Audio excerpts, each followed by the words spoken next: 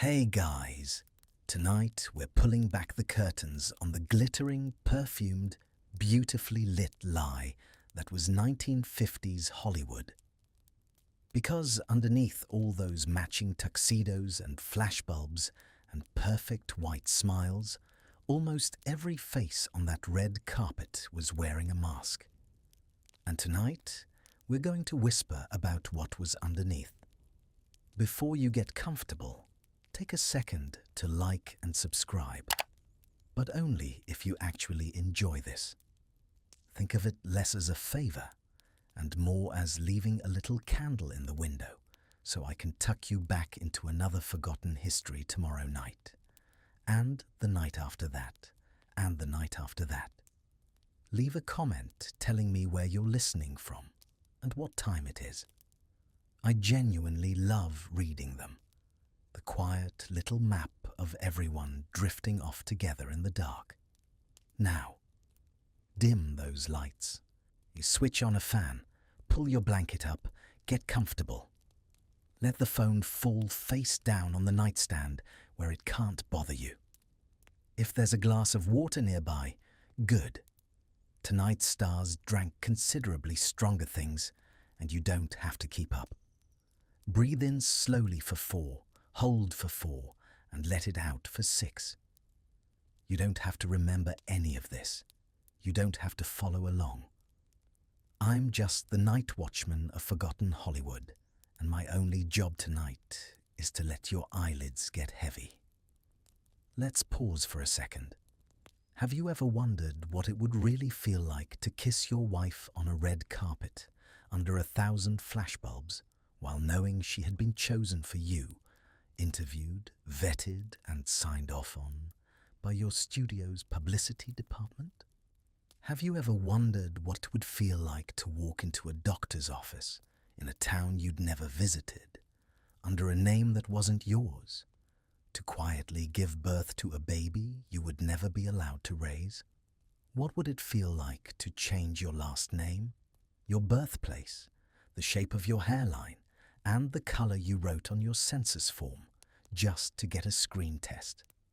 What would it feel like to pick up your own telephone at home and hear faintly the breathing of a studio man on the other end, listening?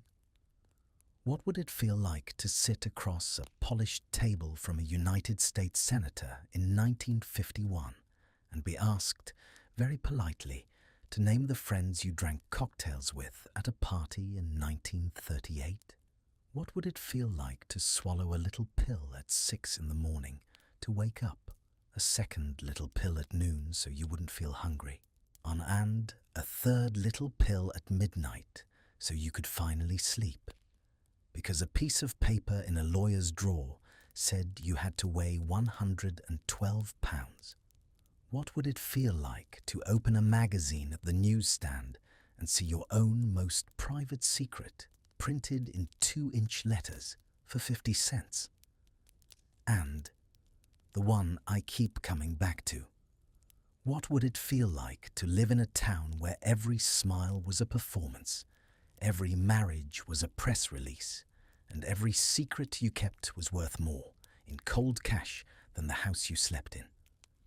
Because that town existed, and tonight we are going to walk through it. Congratulations! You've just woken up in October of 1955. It's a warm Tuesday evening, and the Santa Ana winds are pushing the palm fronds along Sunset Boulevard like they're in a hurry to be somewhere. The neon sign of the Chateau Marmont is glowing a soft narcotic pink against a bruised purple sky. Somewhere up in the hills, a press agent is making a phone call that will end a marriage. Somewhere down on Wilshire, a photographer is being handed a plain white envelope thick with cash to untake a photograph he already took. The air smells like gardenias and somebody's cigarette. A rotary phone clicks somewhere through an open window, and in a little Beverly Hills bungalow, a very handsome young man is being told, very quietly, that he has to marry his agent's secretary by Friday. Good luck. To understand why a handsome young man in a Beverly Hills bungalow is being told who to marry by Friday, we have to back up a little. We have to understand the machine. Because 1950s Hollywood was not, despite what the posters suggested, a dream factory. It was a factory. And the product being assembled on its conveyor belt was not, in any legal sense, a movie. It was a person. Let's start with the piece of paper, the 7-year contract. If you signed one of these in, say, 1952, and thousands of young, nervous, pancake-make-upped kids did, you were not, in the ordinary sense, an employee. You were closer to something between a prize racehorse and a piece of intellectual property. The studio owned your name. They owned the face you hadn't even grown into yet. They owned your voice, your haircut, your weight, your public opinions, your romantic life, and, in the quietest clause of all, the right to decide who you were photographed kissing. The contract was 7 years long in theory. In practice, it was 6 months long, over and over again. Every 6 months, and the studio had what was called an option pickup, a little checkbox on a form where some man in a grey suit in an office you had never visited decided whether to keep paying you or to drop you back into the ocean of Hollywood, where several thousand more pretty faces were waiting. You did not have the right to refuse a role. You did not have the right to refuse a publicity tour. You did not have the right to gain £10. And if you really disliked the script they'd handed you, your only weapon was to go on suspension, which meant not getting paid while your 7 years kept ticking. And then there was the morality clause. The morality clause was, by modern standards, a breathtaking little document. It gave the studio the right to terminate you instantly and without severance, for any behavior that might bring you, and therefore the studio, into what the paperwork beautifully called public disrepute, contempt, scorn, or ridicule. Which is to say, for any behavior that might be true. You could be fired for a divorce. You could be fired for a fist fight outside a nightclub. You could be fired for being seen once with the wrong person in the wrong restaurant. You could be fired for who you loved. And because the contract was signed, you couldn't complain about it, because complaining about it was itself a violation. So the entire architecture of your life, from what you ate at breakfast to who you woke up next to, was legally the property of a company whose actual goal was to make the musical 7 Brides for 7 Brothers on schedule and under budget. Now, there were 5 studios at the top of this pyramid in the early 1950s, the famous Big Five. MGM, the wealthiest, the most powerful, the most ruthless, operating out of the great white buildings of Culver City. Paramount, with its mountain logo and its slightly more European taste. Warner Brothers, known for gritty urban pictures and gritty urban executives. 20th Century Fox, ruled by the terrifying Darryl F. Zanuck. And RKO, which by 1950 had fallen under the extraordinarily strange ownership of Howard Hughes, a man who genuinely ran a movie studio while developing an obsession with germs and Kleenex boxes. Each of these studios had its own enforcement arm. But the king of all enforcement arms, the absolute Everest of damage control, was at MGM, and it had 2 heads. The first head was a small, neat, mustachioed man named Howard Strickling. Strickling was MGM's head of publicity. He had a slight stutter that made him sound almost shy, and reporters who met him for the first time tended to underestimate him, which was the single worst mistake they could have made in their careers. Strickling's genius was that he understood something most PR men didn't, that reporters deep down don't actually want to write scandals. They want scoops. They want access. They want to feel like insiders. So Strickling fed them. He would hand a friendly columnist a perfectly delicious little scoop about, say, Clark Gable's next film. And in exchange, the columnist would quietly misplace the story she had been working on about Gable's actual personal life. It was a trade. It was gentle, it was civilized, and it was devastatingly effective. Strickling wrote press releases before events happened. He wrote wedding announcements before anyone had proposed. He wrote heartwarming little biographies of stars who had, before meeting him, been Bernard or Margarita or Roy, and who were about to wake up as Tony or Rita or Rock. And then, when soft power wasn't enough, there was the other head. The other head was a man named Eddie Mannix. Eddie Mannix was MGM's general manager, and to say he was not a small, neat, mustachioed man is a little bit like saying the Pacific Ocean is not a puddle. Mannix was a thick-necked, thick-fisted New Jersey native who had started his career as a bouncer at an amusement park and never really stopped thinking like one. His rumoured connections to organised crime were, by most accounts, not actually rumoured. His first wife died in a car accident under circumstances that made many people in Hollywood quietly uncomfortable. His second wife, Tony, would spend nearly a decade in a relationship with the actor George Reeves, television's Superman, whose 1959 death, officially a suicide, is still argued over by serious historians who can't quite make the bullet and the bruises line up. Mannix was the hammer to Strickling's scalpel. When a star got arrested, really arrested, not just talked to politely arrested, the call went to Mannix. When a body needed moving, metaphorically, Mannix moved it. When a pregnant girlfriend needed a quiet exit, a cash settlement, and a one-way ticket to a rest home in Arizona, Mannix wrote the check.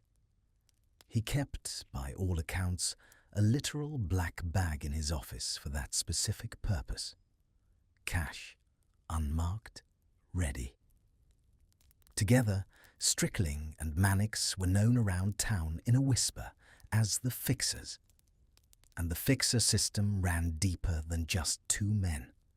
It was a network. It was an ecosystem. Every major studio kept a small, quiet stable of specialists on what you might call rolling retainer. Discreet doctors who could provide anything from a B12 shot to a midnight visit of a more delicate nature. Discreet abortionists operating in beautiful apartments on Wilshire Boulevard with unmarked doors. Discreet attorneys like the legendary Jerry Giesler. "Get me Giesler," they said, and when you said it, your life was about to get better.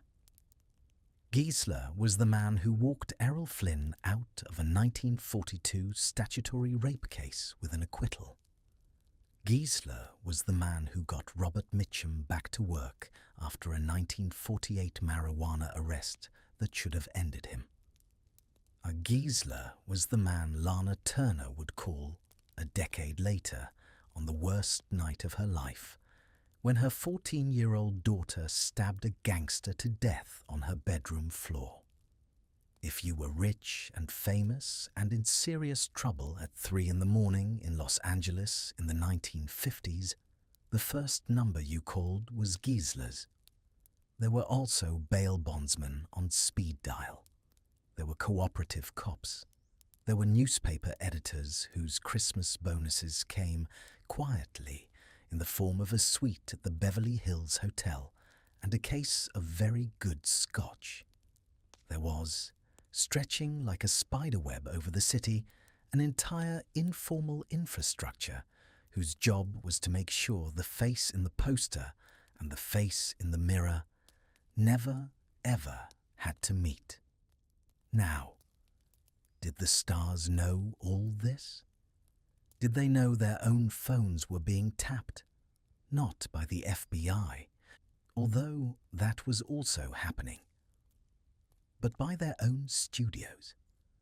Did they know that when they called their lover at 2 in the morning, a studio man was making a little note? Most of them knew. Some of them pretended not to know. A few of them, the youngest and the greenest, genuinely didn't know, which is perhaps the saddest of the three. There was one more layer to the machine, and it was, in its way, the most dangerous. The gossip columnists. In the 1950s, 2 women essentially ran the social temperature of Hollywood. Their names were Hedda Hopper and Luella Parsons, and they hated each other with a fire that could have lit the Hollywood sign unassisted. Hopper was the former actress, the conservative, the woman with the flamboyant hats and the mean little column. Parsons was the plain one, the frumpy one, the one who worked for William Randolph Hearst and whose column ran in hundreds of papers. Between them, they reached more American households each morning than most presidents. And a single mention, positive or negative, could make a starlet's career or kill it. The fixers had to manage the columnists. They had to feed them, flatter them, invite them to weddings, send their dogs Christmas presents. Because the columnists were, technically, on the same team, they understood that a dead star sold no tickets, and a tickets-free studio could not afford to fly them first class to premieres. Over on the radio, Walter Winchell, with his Tommy gun voice, could reach 50 million Americans in a single broadcast. And Winchell, unlike Hopper and Parsons, did not always play by the rules. For most of the 20th century, this gentle, self-interested, mutually assured destruction system held. The studios protected their stars. The columnists protected their access. The stars protected both of them by smiling nicely. Everyone got rich. Everyone got to keep their secrets. And then, in 1952, a small, scrappy, vulgar little man named Robert Harrison launched a magazine called Confidential. Confidential was different. Confidential did not care about access. Confidential could not be invited to the premiere because Confidential didn't want to be invited to the premiere. Confidential wanted to be invited to the back door of the premiere, where a drunken star was throwing up in the alley. Confidential paid for its stories, in cash, up front, to anyone who had one. Hairdressers, bellboys, chauffeurs, valets, call girls, hotel switchboard operators, private detectives, anyone who had ever been in the same room as a famous person and taken notes. This was a revolution. Because until Confidential, the one thing the studio system counted on was that the people who cleaned up after the stars would keep their mouths shut out of a kind of loyalty or fear. Confidential paid them more than loyalty or fear was worth. By 1955, at its peak, Confidential was selling 4 million copies an issue, the biggest-selling magazine in America. And every single issue was an atomic bomb waiting to go off in somebody's contract. So picture the scene now as our October 1955 evening settles in. The neon of the Chateau Marmont is still glowing. The Santa Ana winds are still nudging the palm fronds along Sunset. And somewhere on the MGM lot, nay, in a building called the Thalberg, named after the boy genius producer Irving Thalberg, who had the good sense to die at 37 before any of this got really ugly. The publicity office is still lit at midnight. Inside that office, a tired woman in a cardigan is sitting at a typewriter. The typewriter is clacking out a press release about a very happy marriage. The marriage has not happened yet. The bride and groom have in fact been introduced twice. The bride's own mother is going to find out about the wedding by reading this press release in the morning paper. Nobody in the room believes a word of it. The woman typing doesn't believe it. The man dictating it doesn't believe it. The copy boy running it down to the wire service doesn't believe it. Somewhere in a Beverly Hills bungalow, the groom, very specifically, now does not believe it. But the press release is going out anyway. Because in 1955, in Los Angeles, the truth was not a thing that was owned by the person it happened to. The truth was a thing that was owned by a studio, stored in a black bag, and released, or not released, by men named Strickling and Mannix and Giesler at their leisure for a price. And every star we are going to meet tonight, every beautiful closeted leading man, every pregnant starlet in an Arizona rest home, every accidentally foreign actress under a parasol, every blacklisted screenwriter typing in a Mexican bathtub, every single one of them lived inside that machine. They did not choose it. They could not escape it. They could only quietly, stubbornly learn to live two lives at once. So, let's meet them. Let's start, as any good 1950s scandal does, with a wedding. The wedding is on November 9th, 1955. The bride is 29. The groom is 30.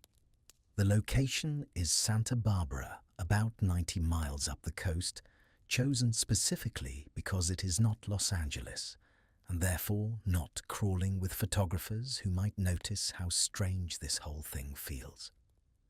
The ceremony is short. The reception is smaller.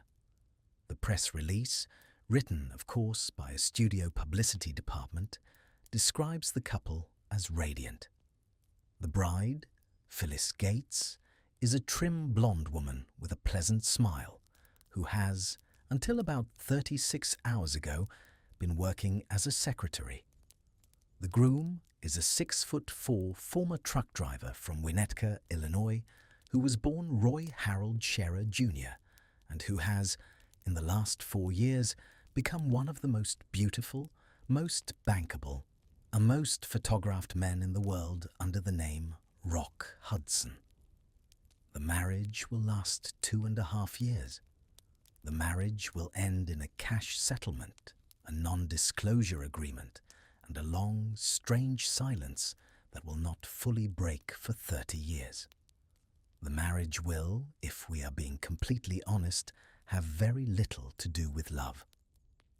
Tonight, we are going to talk about the lavender marriage. And to do that, we have to back up a little and explain what exactly a lavender marriage was, because the phrase doesn't quite mean what it sounds like.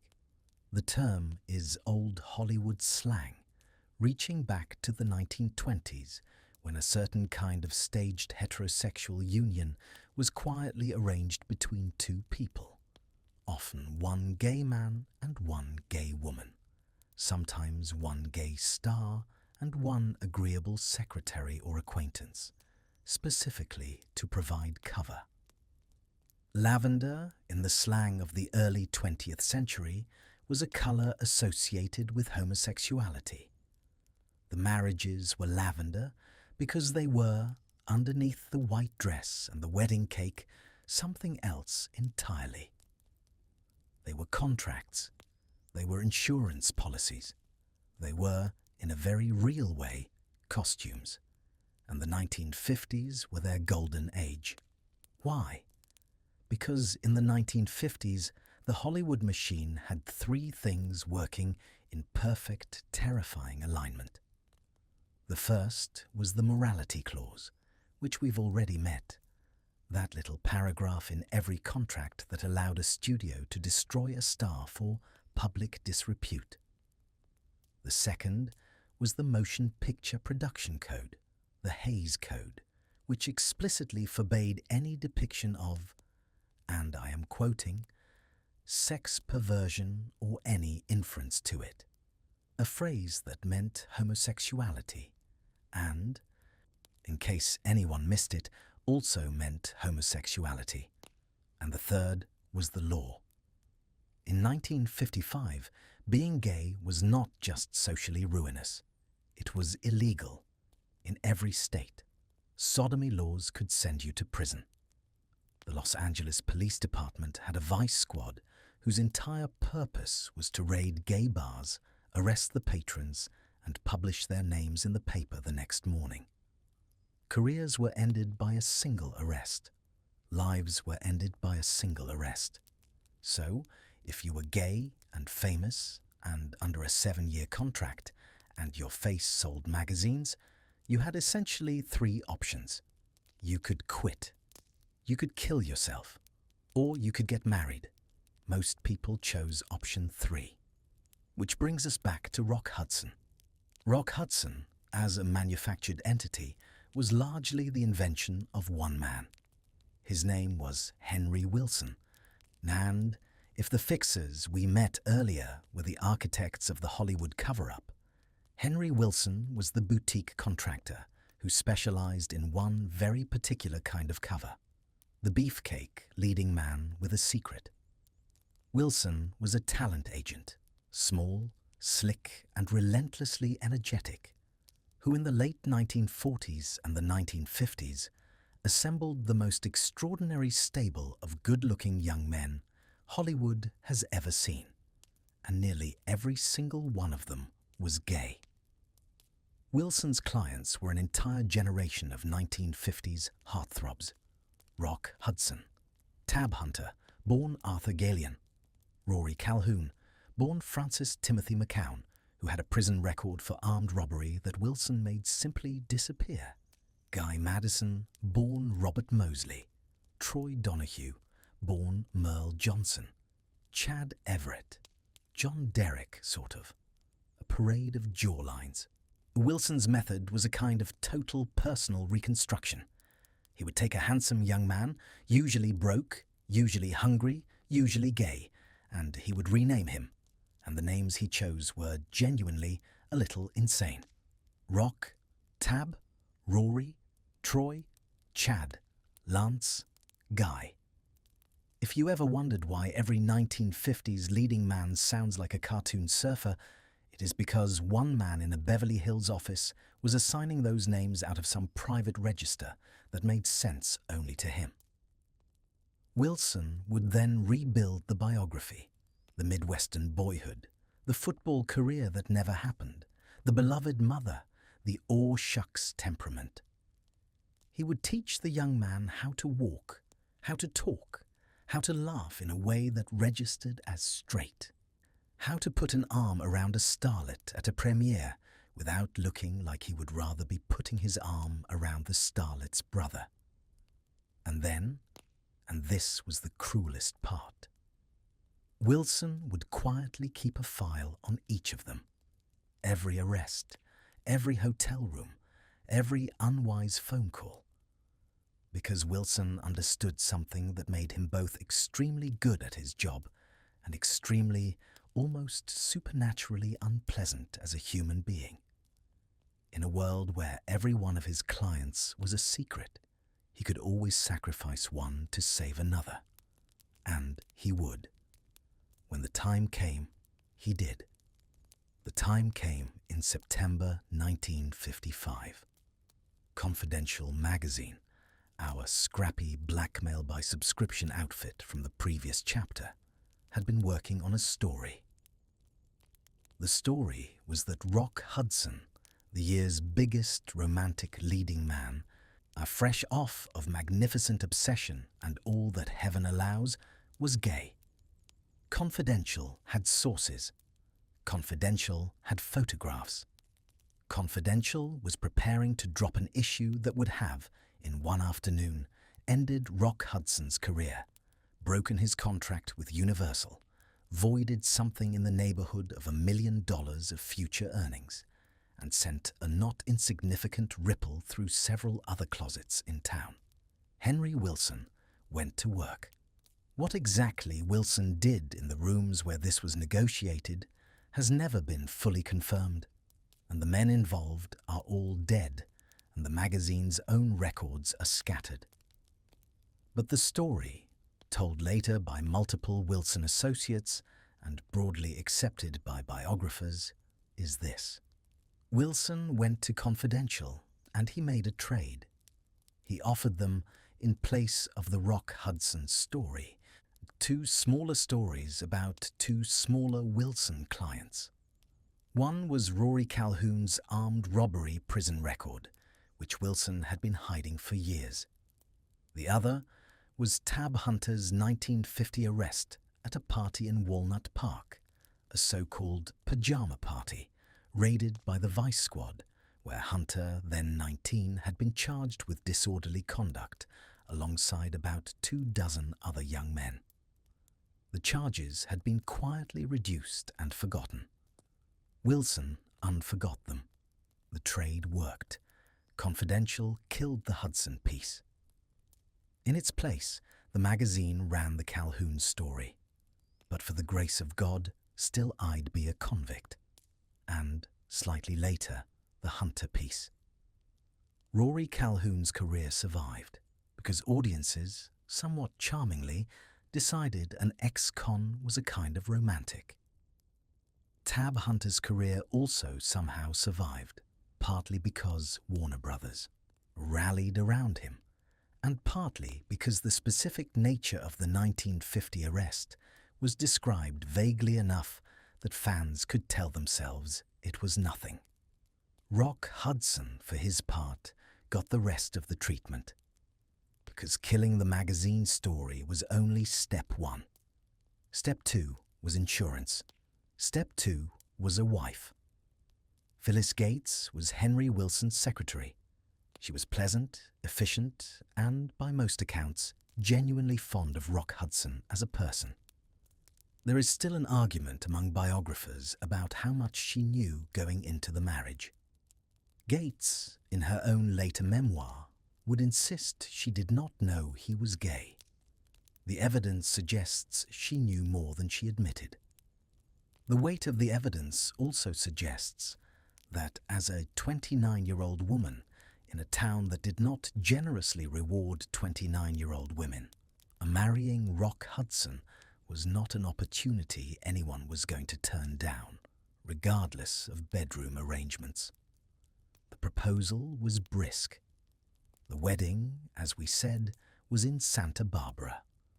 The honeymoon was a careful press event in Jamaica, with Life magazine invited along to photograph the happy couple strolling on the beach and laughing over dinner.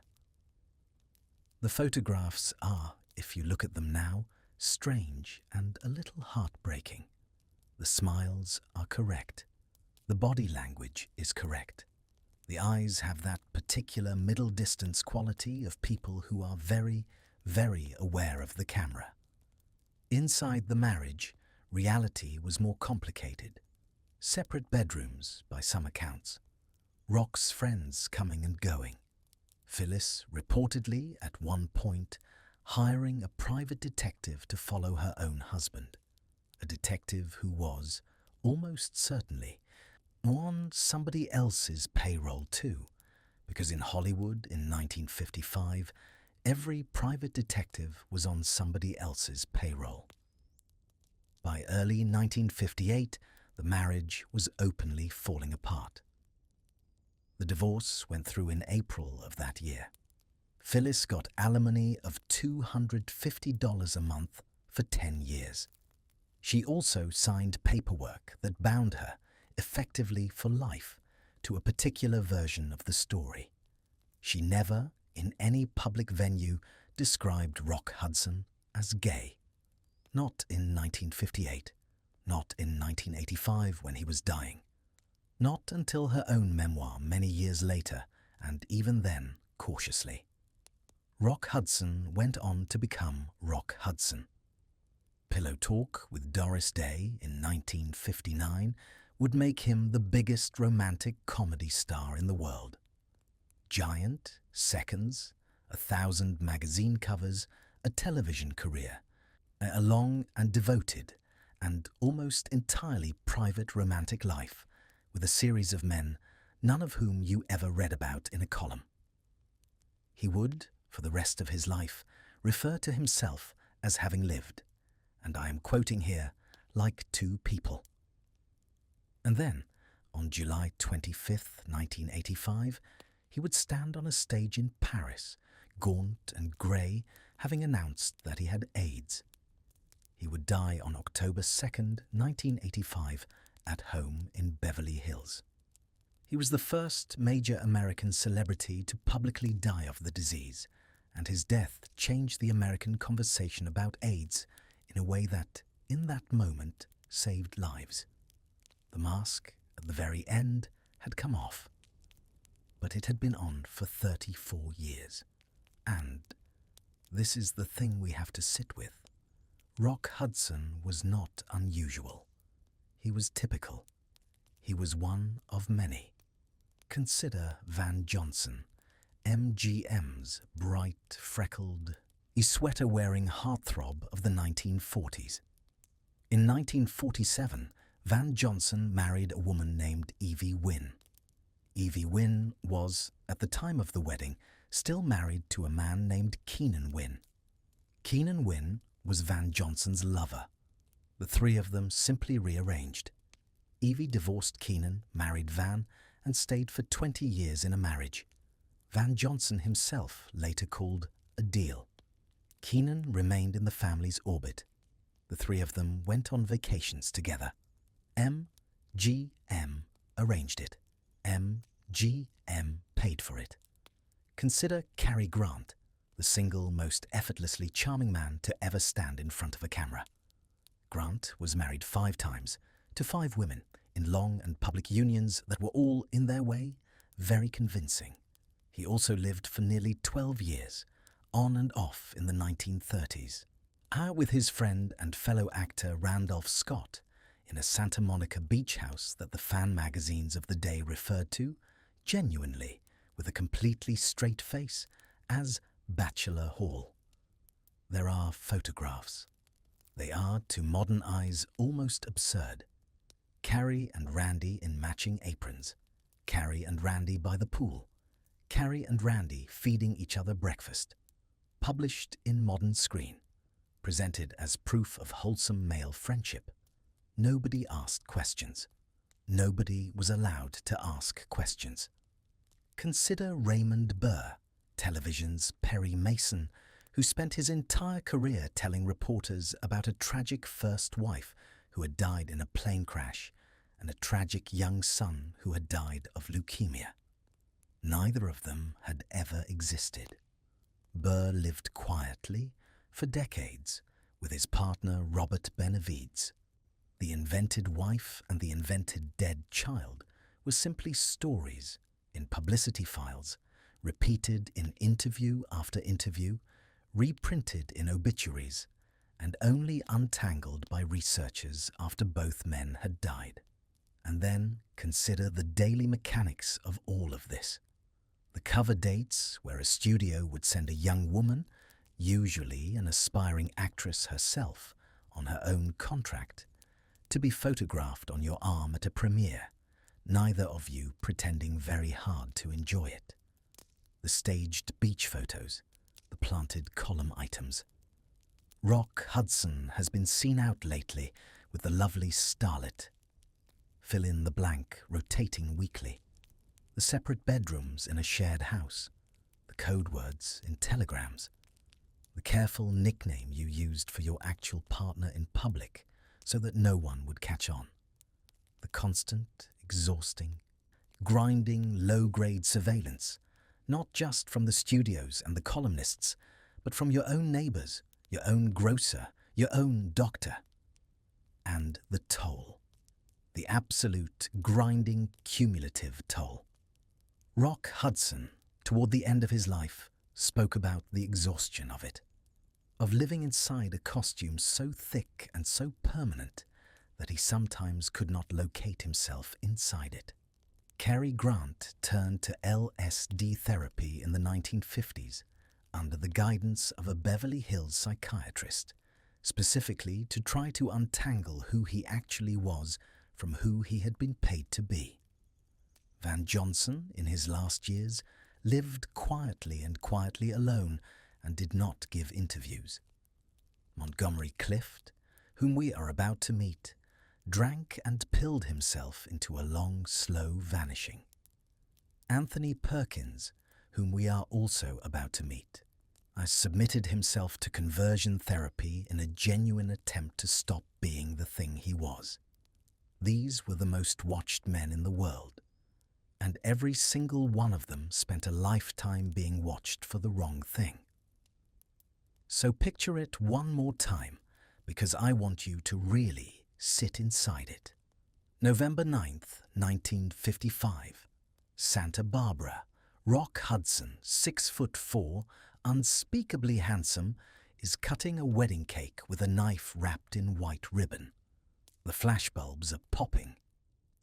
Phyllis is laughing at something he has just whispered in her ear. The photographers are delighted. Everybody in the room is smiling. And somewhere, deep under the surface of both of those smiles, the groom's and the bride's, is a very quiet, very private acknowledgement passing between them that will never be said aloud, at least not in this life, and that translates roughly to, "We both know what this is, and we are both going to be very good at it, because we have to be." Then they cut the cake, and the flashbulbs pop, and the press release goes out, and the marriage begins.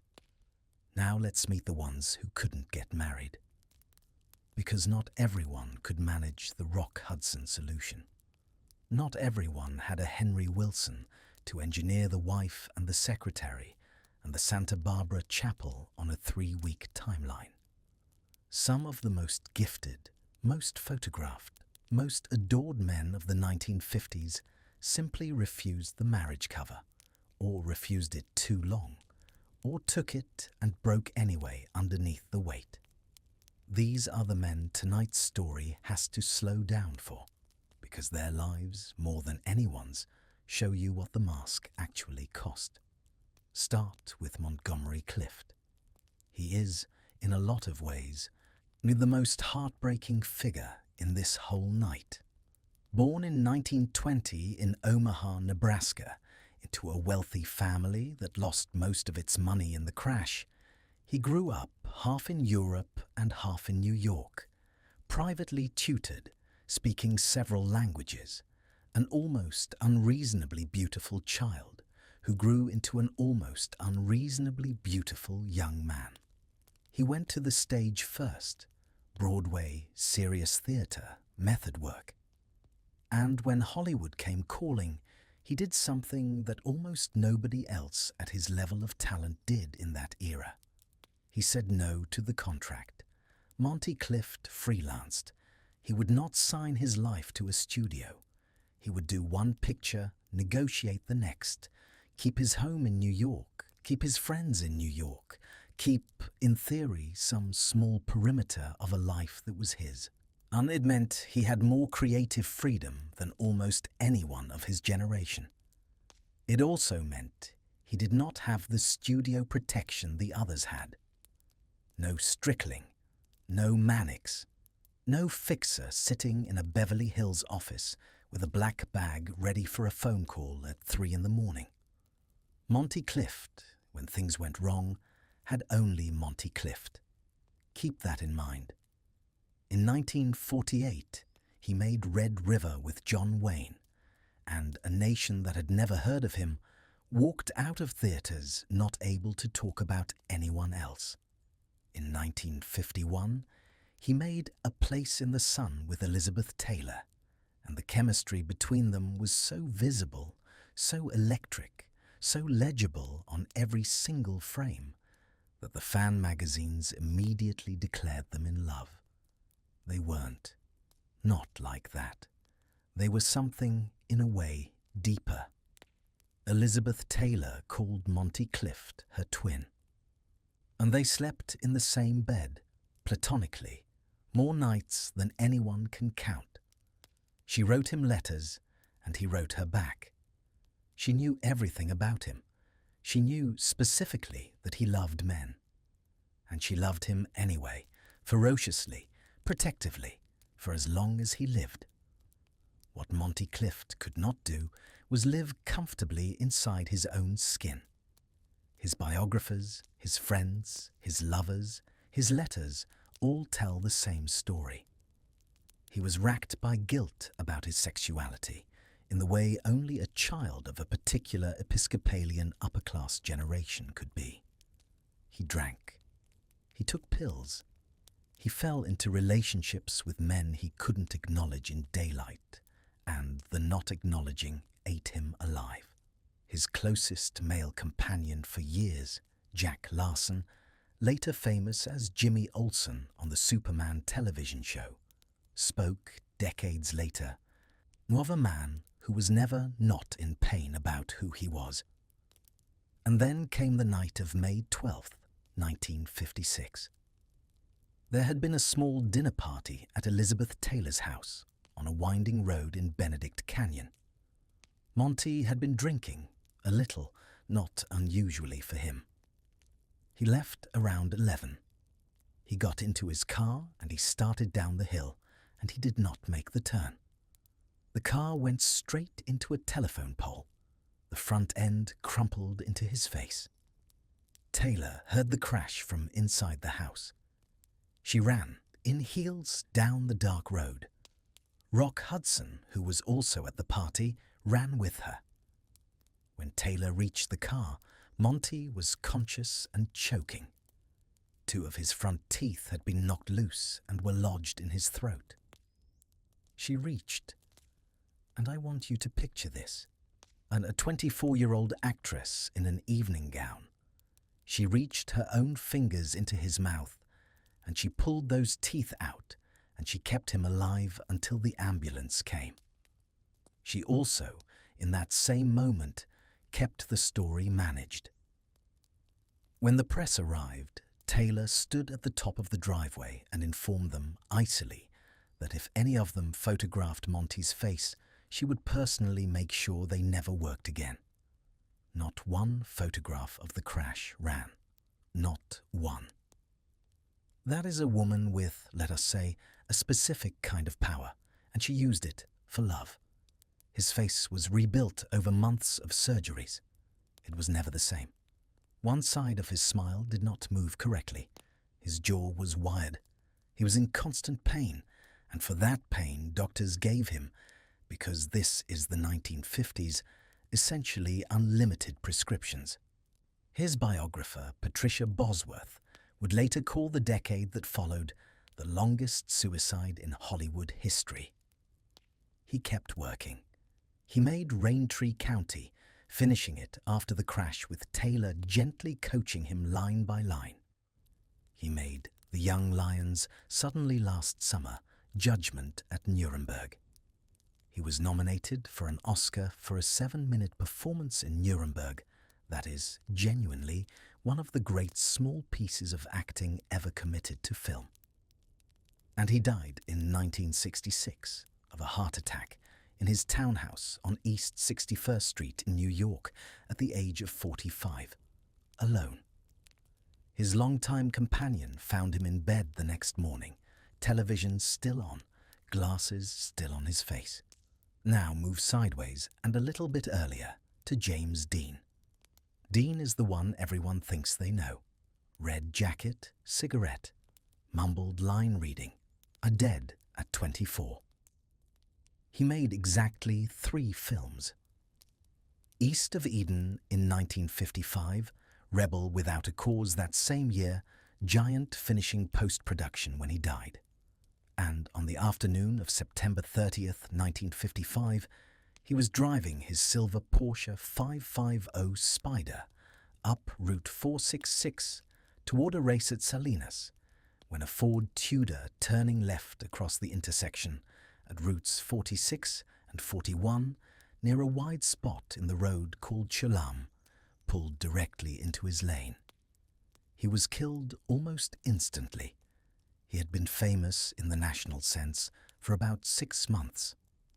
What is less known, or was less known at the time, is that James Dean was almost certainly not straight.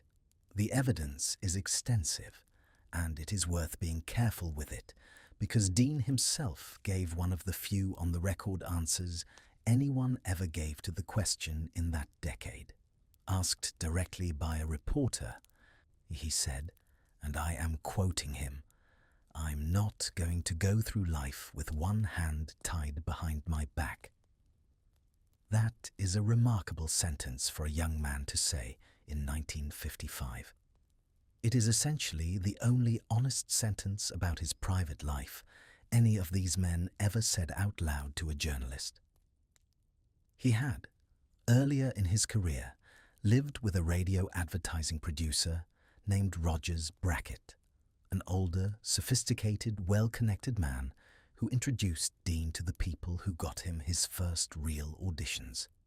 The relationship seems to have been, at minimum, a complicated mentor-lover blur.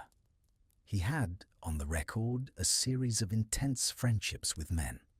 Bill Bast, his college roommate and later biographer, would eventually publish a memoir stating the relationship had been sexual. He had, simultaneously, studio-engineered relationships with women. Pier Angeli, the Italian actress, was presented to the public as his great love. She was, in fact, someone he cared about. The studio timed it all. When Angeli, pushed by her mother, married Vic Damone in 1954, Warner Brothers sent Dean to the church on a motorcycle to stand outside, theatrically, for the photographers. It made the papers for weeks. After Angeli, the studio rotated in Ursula Andress. He was photographed with her. The photographs ran. What Dean was doing off-camera, who he loved, who he slept with, what he might have become if he'd lived. All of that died at a California intersection on a Friday afternoon. He never got to have a mask thick enough to be trapped in. He barely got to have one at all. Some biographers, kindly, think that's the only reason we think of him as free. Which brings us back to Tab Hunter, because his story is the one where the mask actually slipped on the record in public and somehow did not kill the person wearing it. Remember Hunter's 1950 arrest, the so-called pajama party in Walnut Park, the trade Henry Wilson supposedly made to save Rock Hudson. In September of 1955, a month before the Hudson wedding, Confidential ran its Hunter piece. The headline was, "The Lowdown on That Disorderly Conduct Charge Against Tab Hunter." It laid out the arrest. It named the location. It used the kind of knowing, slippery language Confidential always used, the language that let a reader figure out what they were being told without the magazine ever having to say the word. By any logic of the era, it should have destroyed him. It didn't. And this is one of the genuinely strange little facts of 1950s Hollywood.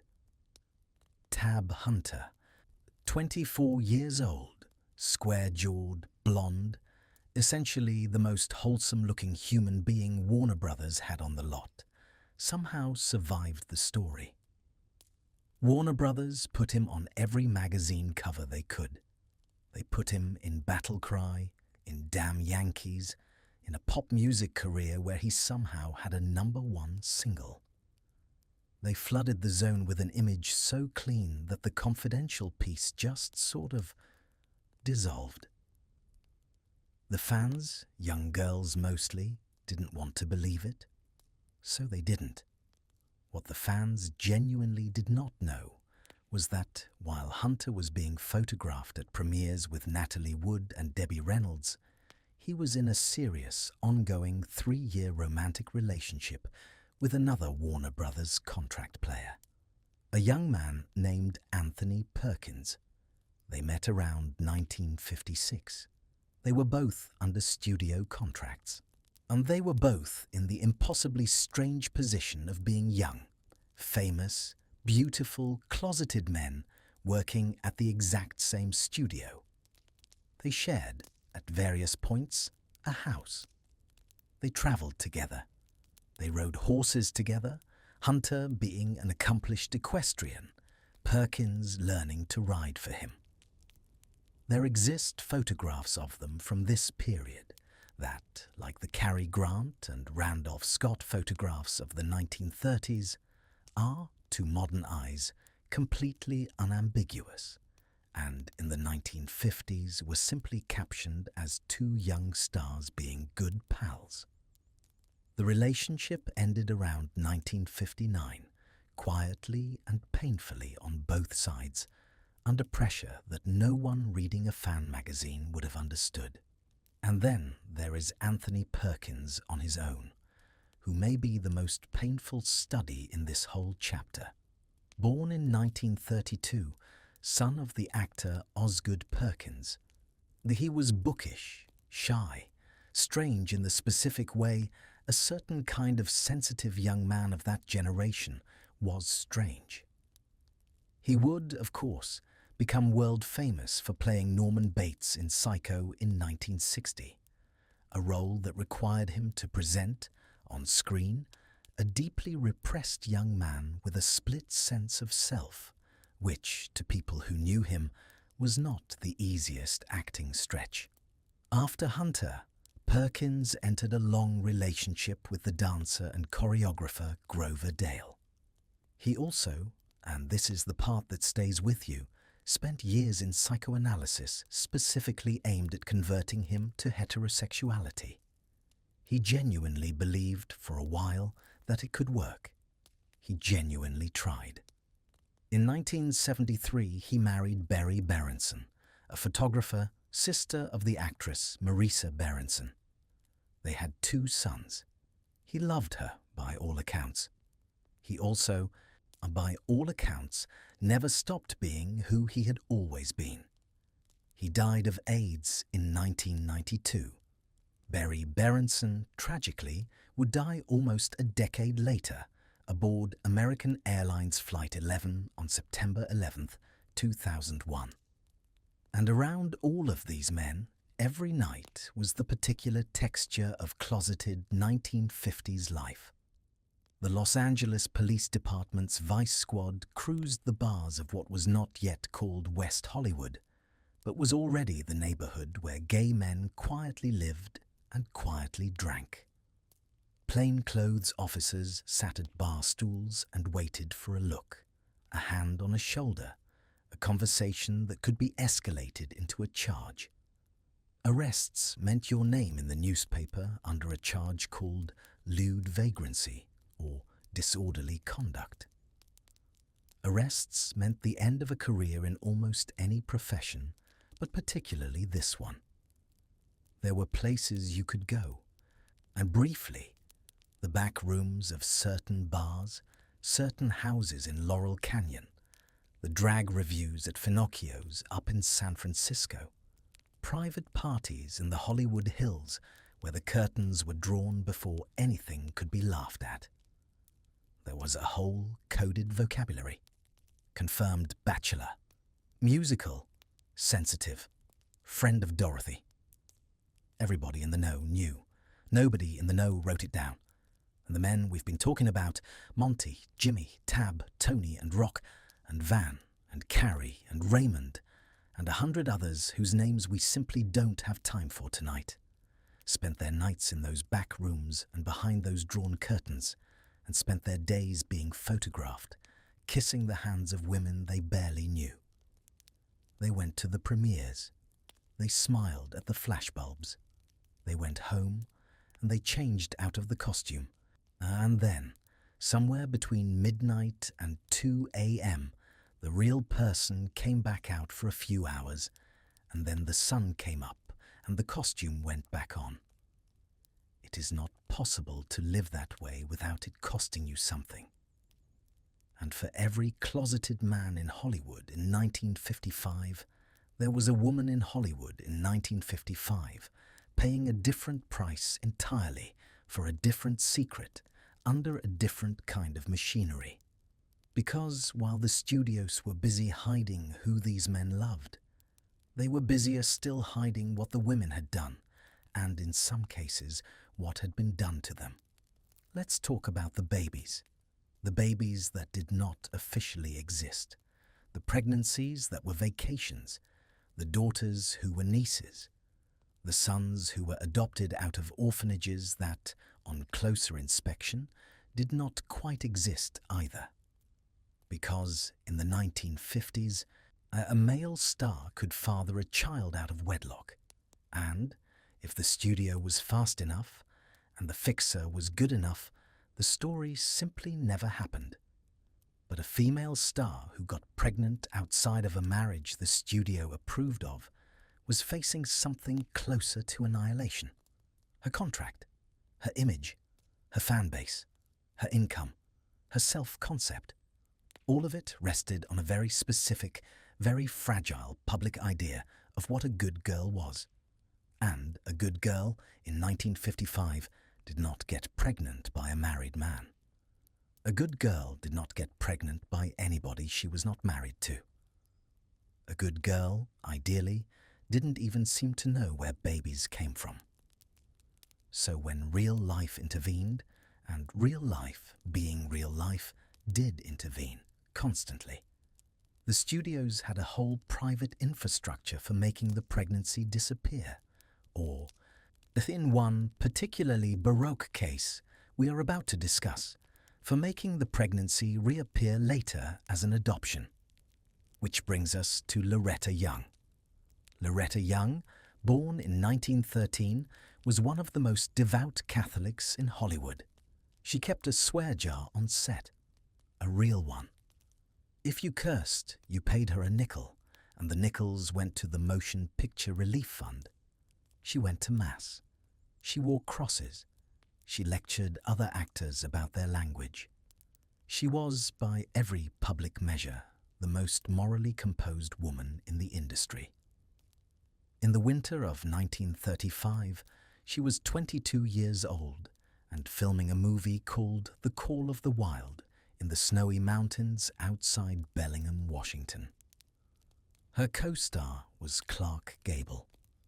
Clark Gable was, at that point, 34 years old, married to his second wife, Rhea, and already, if you were paying attention, the most magnetic leading man in the world. On location, in the cold, in the trailers, something happened between them. Young, on her deathbed in 2000, would use the specific phrase date rape to describe what had happened.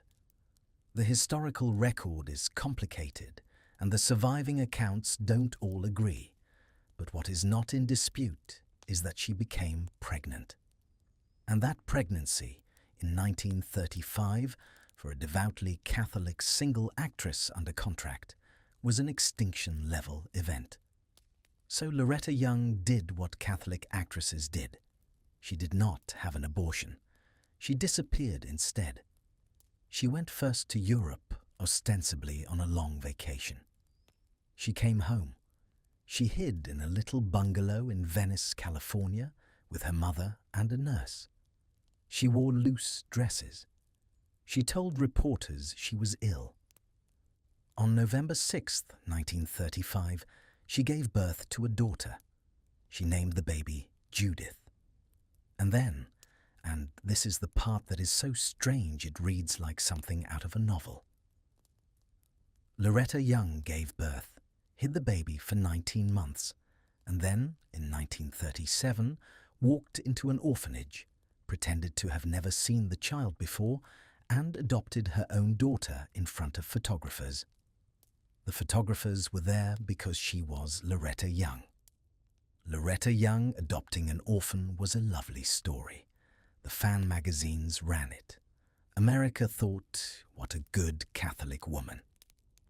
Judy Lewis, that little girl, grew up believing she was adopted. She also grew up looking exactly like Clark Gable. And here we come to the detail that, even by the standards of this episode, has a way of sitting in the chest for a long time. Judy Lewis had Clark Gable's ears. Those distinctive, slightly prominent, unmistakable Gable ears. So when Judy was 7 years old, Loretta Young quietly arranged to have her daughter's ears surgically pinned back. A 7-year-old little girl was put under anesthesia to unlook like her own father. Judy Lewis would not learn that Gable was her father until she was in her 30s, and she would not hear her mother admit the truth of her conception until Loretta was dying. Judy wrote a memoir about it. Loretta was furious. They reconciled barely before the end. But for nearly her entire life, one of the most famous women in Hollywood was, in her own home, doing a performance for an audience of one, her own child. It was not an isolated case. It was the template. This kind of thing happened quietly and expensively and often across the town. There was the long-standing cover-up of Jean Harlow's 1932 trauma, when her husband of 2 months, the MGM executive Paul Byrne, was found dead of a gunshot wound, apparently self-inflicted, with a confused note beside him. MGM's Eddie Mannix, we are told by several biographers, got to the house before the police did.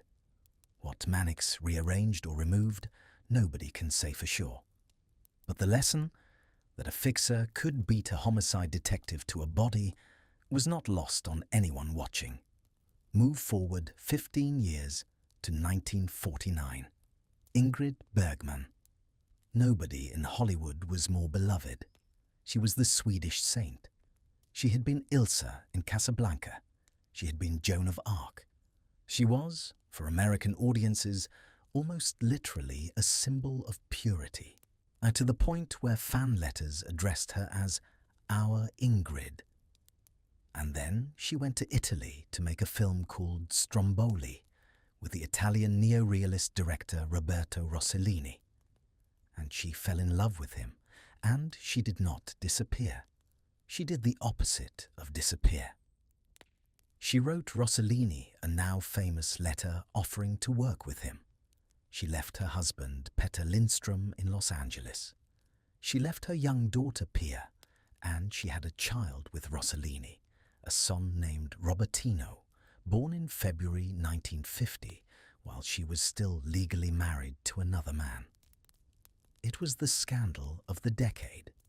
It was not even really a scandal in the Hollywood sense.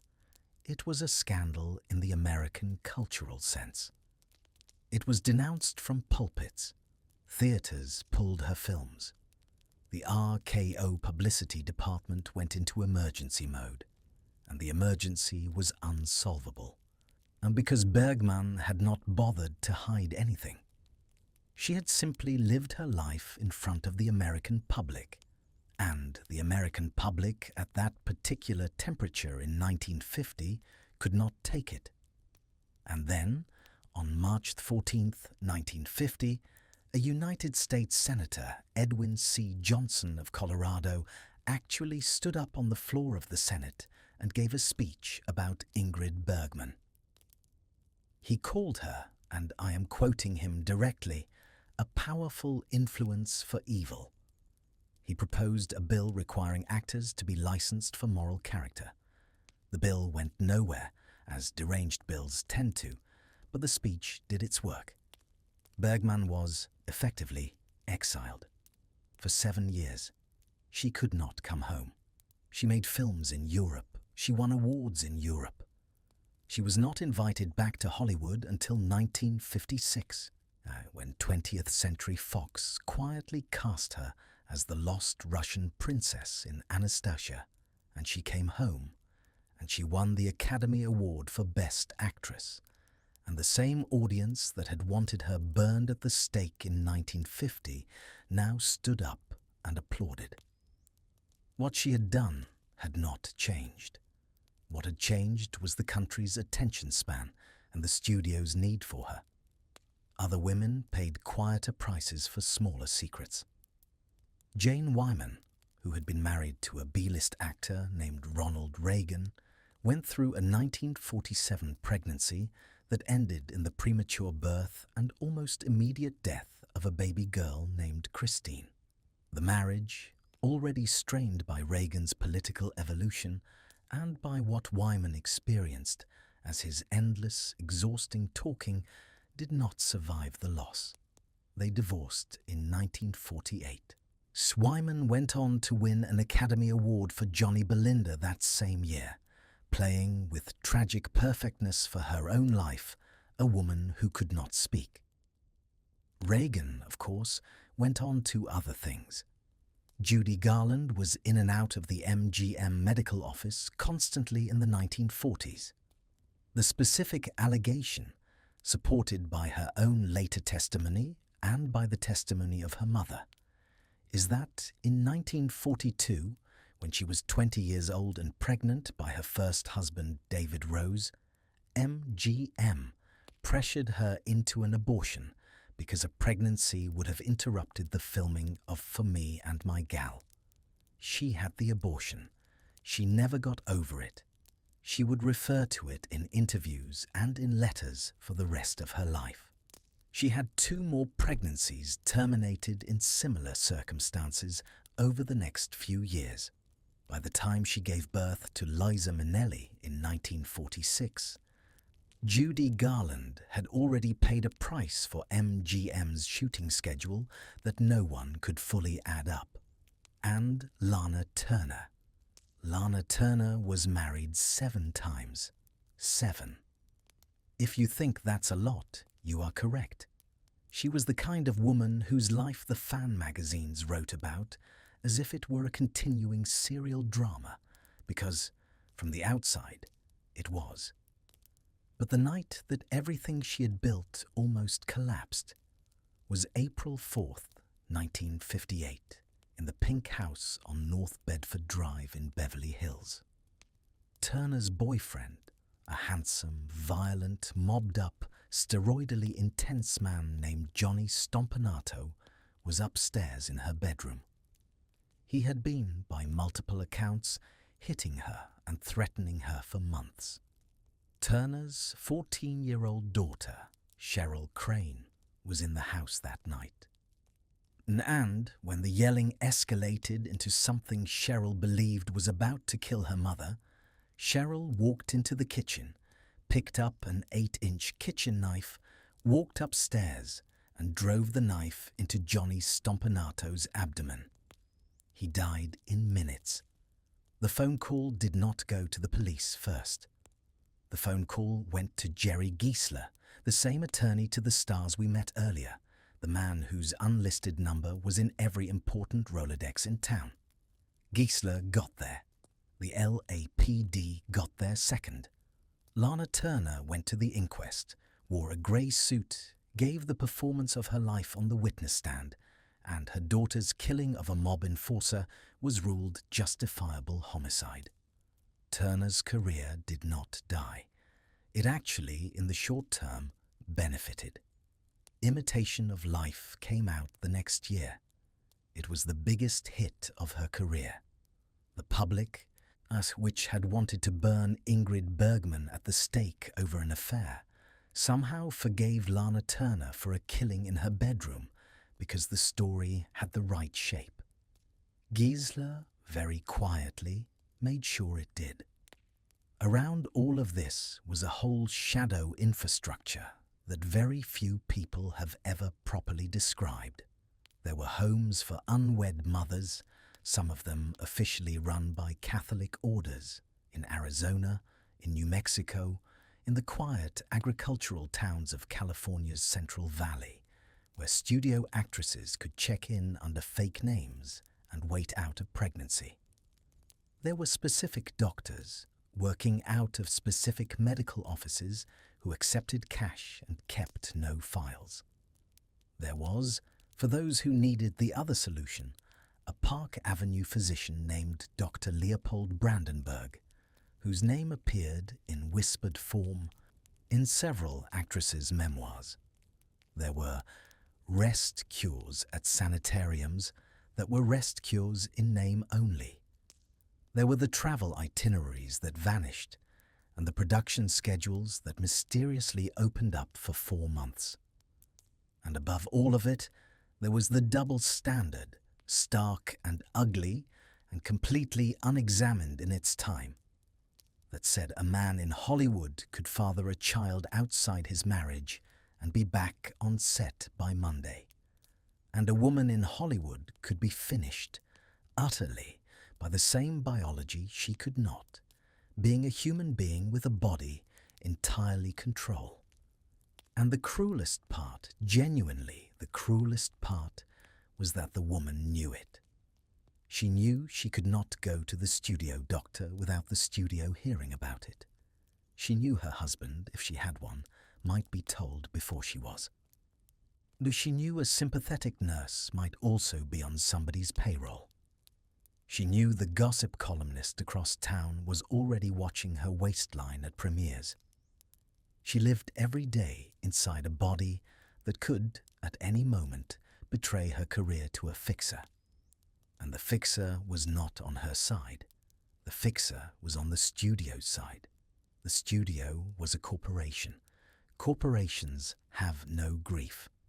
And so, on a September afternoon in 1937, 2 years after she had given birth in a Venice bungalow, Loretta Young walked into a Los Angeles orphanage in a smart, dark dress with white gloves, and photographers were waiting, and she bent down in front of a play area full of children, and she pretended to meet, for the first time, a 19-month-old toddler who had her mother's cheekbones and her father's ears, and the flashbulbs went off. And Loretta Young picked up her own daughter and carried her out of the building toward the waiting car. And the caption in the fan magazines read something like, "Star's tender heart opens a new home." And Loretta Young smiled for the cameras, and she held the baby close, and she walked one careful step at a time through a lie that would not be corrected for 65 years. It is the single most elaborate cover-up of a pregnancy in Hollywood history, and nobody involved in staging it thought it was strange at the time. That is how completely the machine had remade the very idea of what a woman could be allowed to do with her own life. Which is, as it turns out, not the only kind of secret the machine was hiding. Because while the studios were rewriting biology, the United States Congress was about to come to Hollywood and demand that the studios rewrite politics too. They came specifically in October of 1947 in the form of a congressional subcommittee called the House Un-American Activities Committee, HUAC, for short, which is one of those acronyms that sounds, when you say it aloud, like a small cough. It was not a small cough. It was the beginning of a 13-year convulsion that would ruin more Hollywood lives than the studios themselves had managed to ruin in the previous 30, which, if you have been following along tonight, is really saying something. The committee's chairman was a New Jersey congressman named J. Parnell Thomas, who, in one of history's tidier ironies, would himself be in federal prison within 2 years on a payroll fraud conviction, be serving time in the same Danbury facility as 2 of the screenwriters he had helped jail. But in 1947, Thomas was on top of the world, and he announced that Hollywood was crawling with communists, and he was going to drag them into the daylight. He subpoenaed 41 people.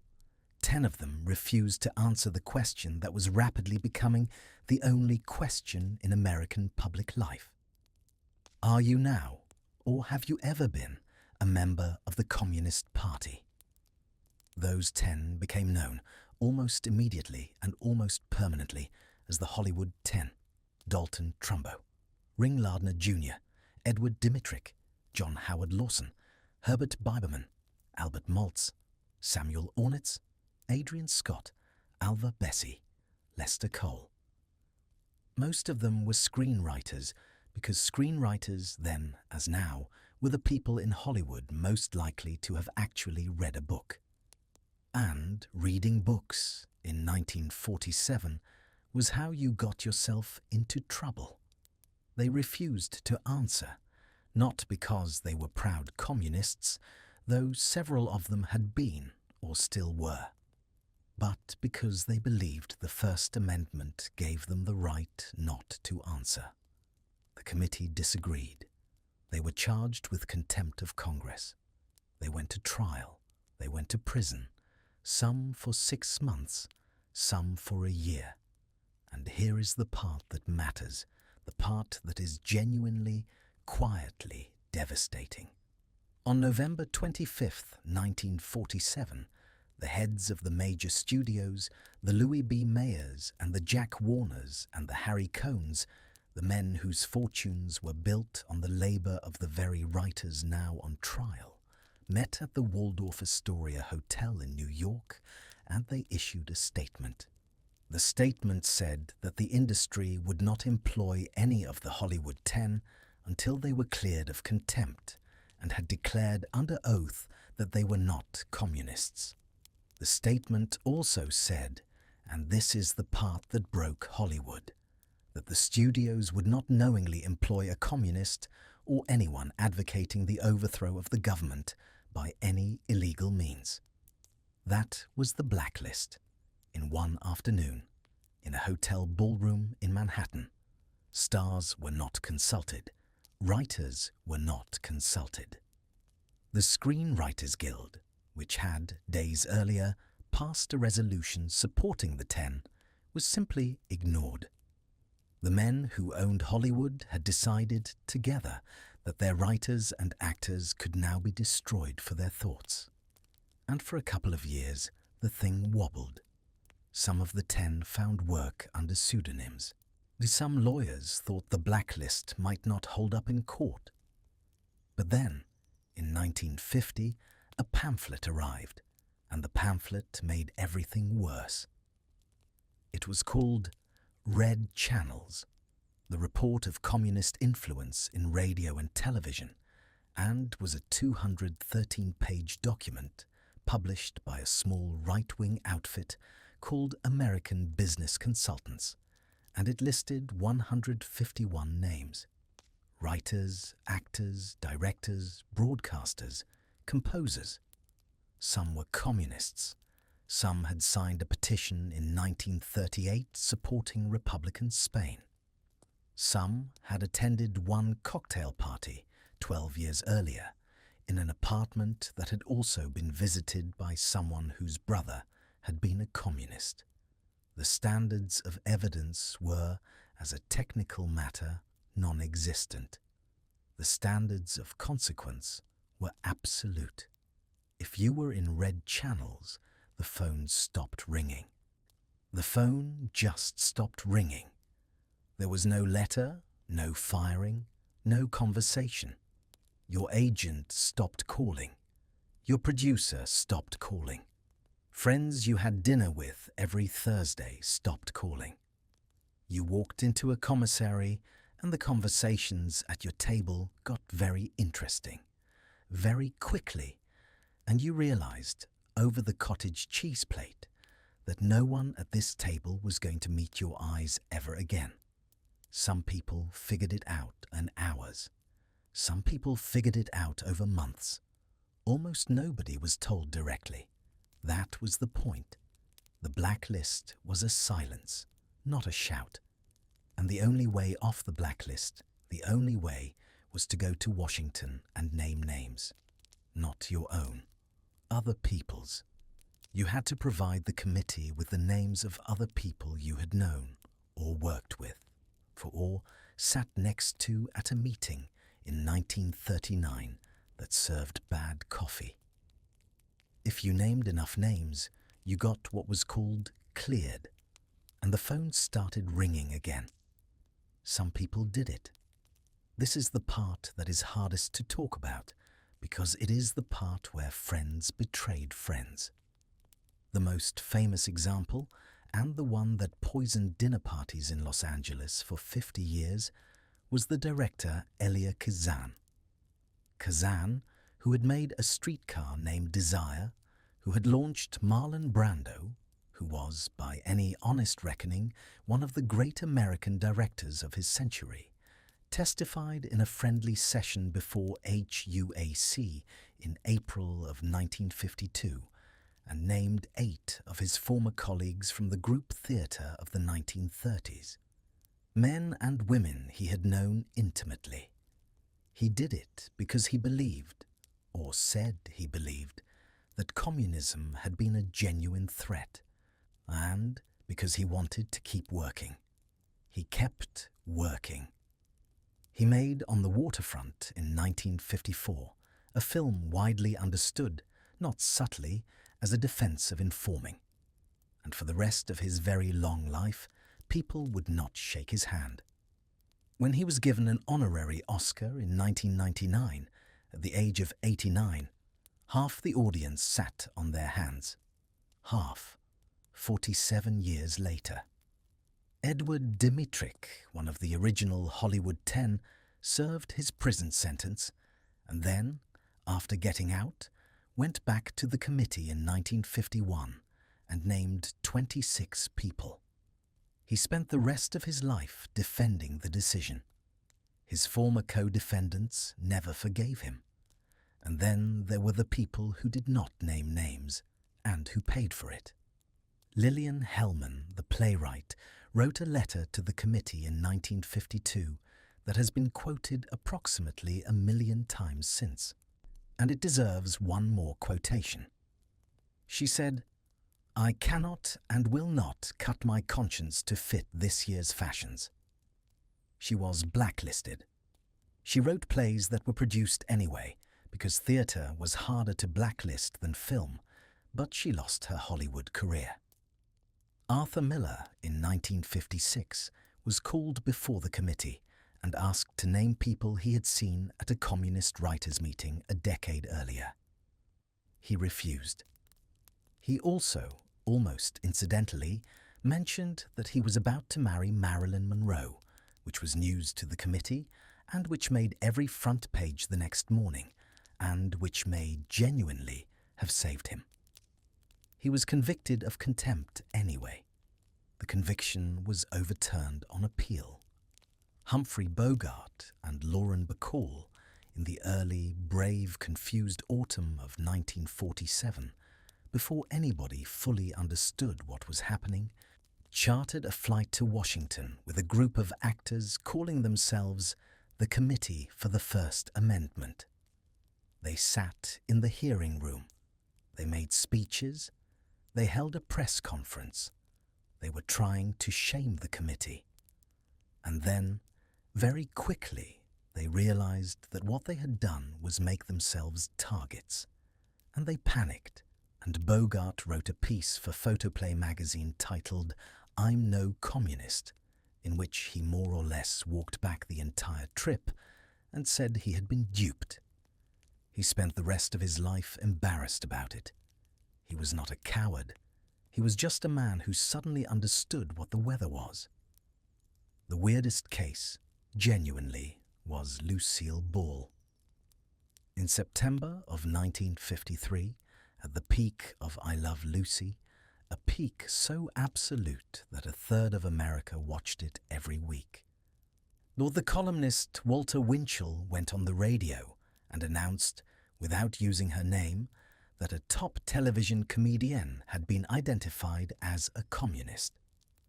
The identification was real. Ball had, in 1936, registered to vote as a communist. She had done it, she later explained, to please her grandfather, a passionate socialist named Fred Hunt, who had essentially raised her. The registration was old. It was almost 20 years old. But it was there, on paper, in a Los Angeles county ledger, and Winchell had gotten hold of it, and the tabloid press was frothing, and CBS was in a cold panic. Desi Arnaz saved her career with one of the great sentences of the 20th century. He went out in front of the I Love Lucy studio audience the night they were filming, and he introduced his wife, and he said, "The only thing red about Lucy is her hair, and even that's not legitimate." The audience roared.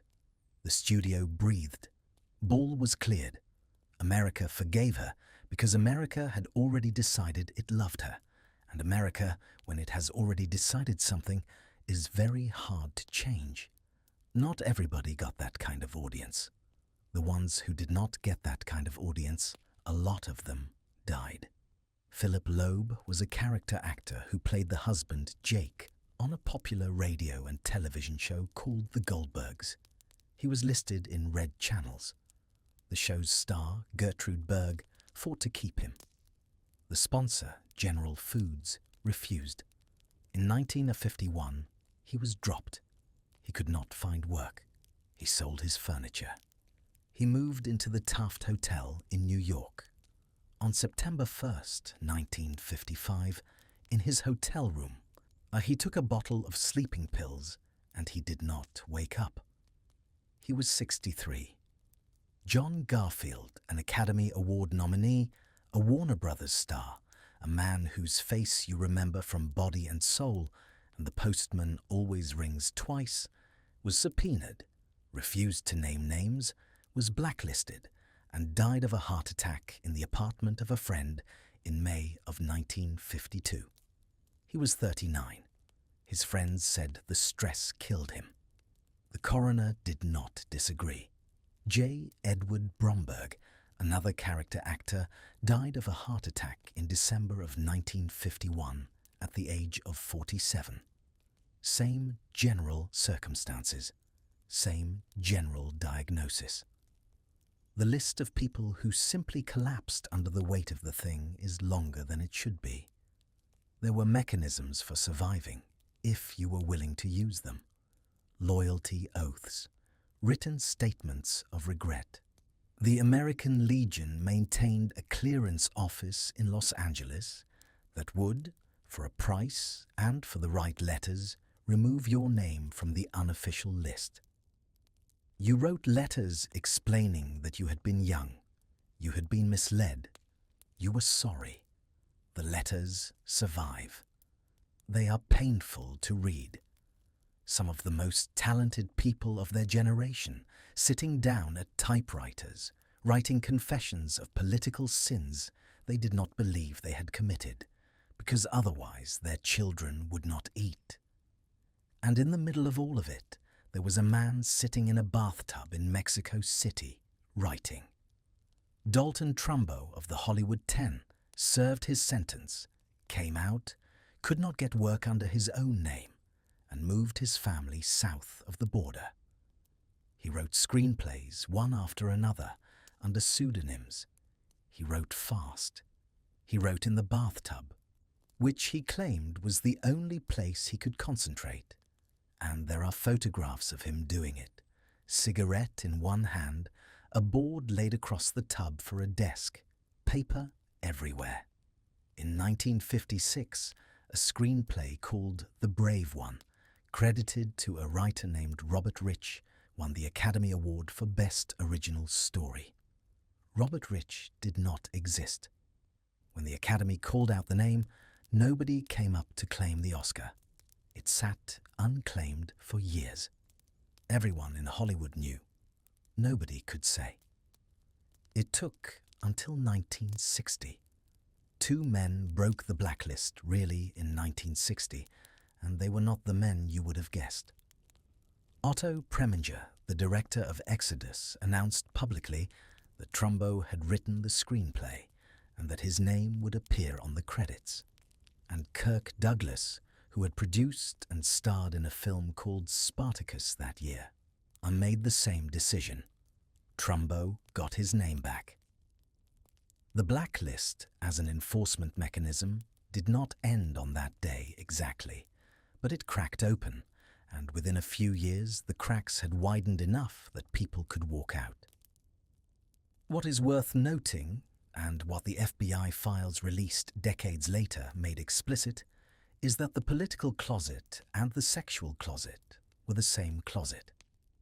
J. Edgar Hoover's bureau kept files on suspected communists and on suspected homosexuals, and often the files on the same person were stored in the same drawer. Information was traded. Threats were braided together.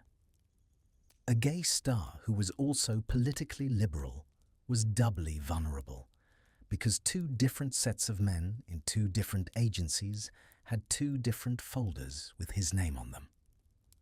That is the kind of detail that explains why so many people in Hollywood in the 1950s simply did not speak. They were not cowards. They were surveilled.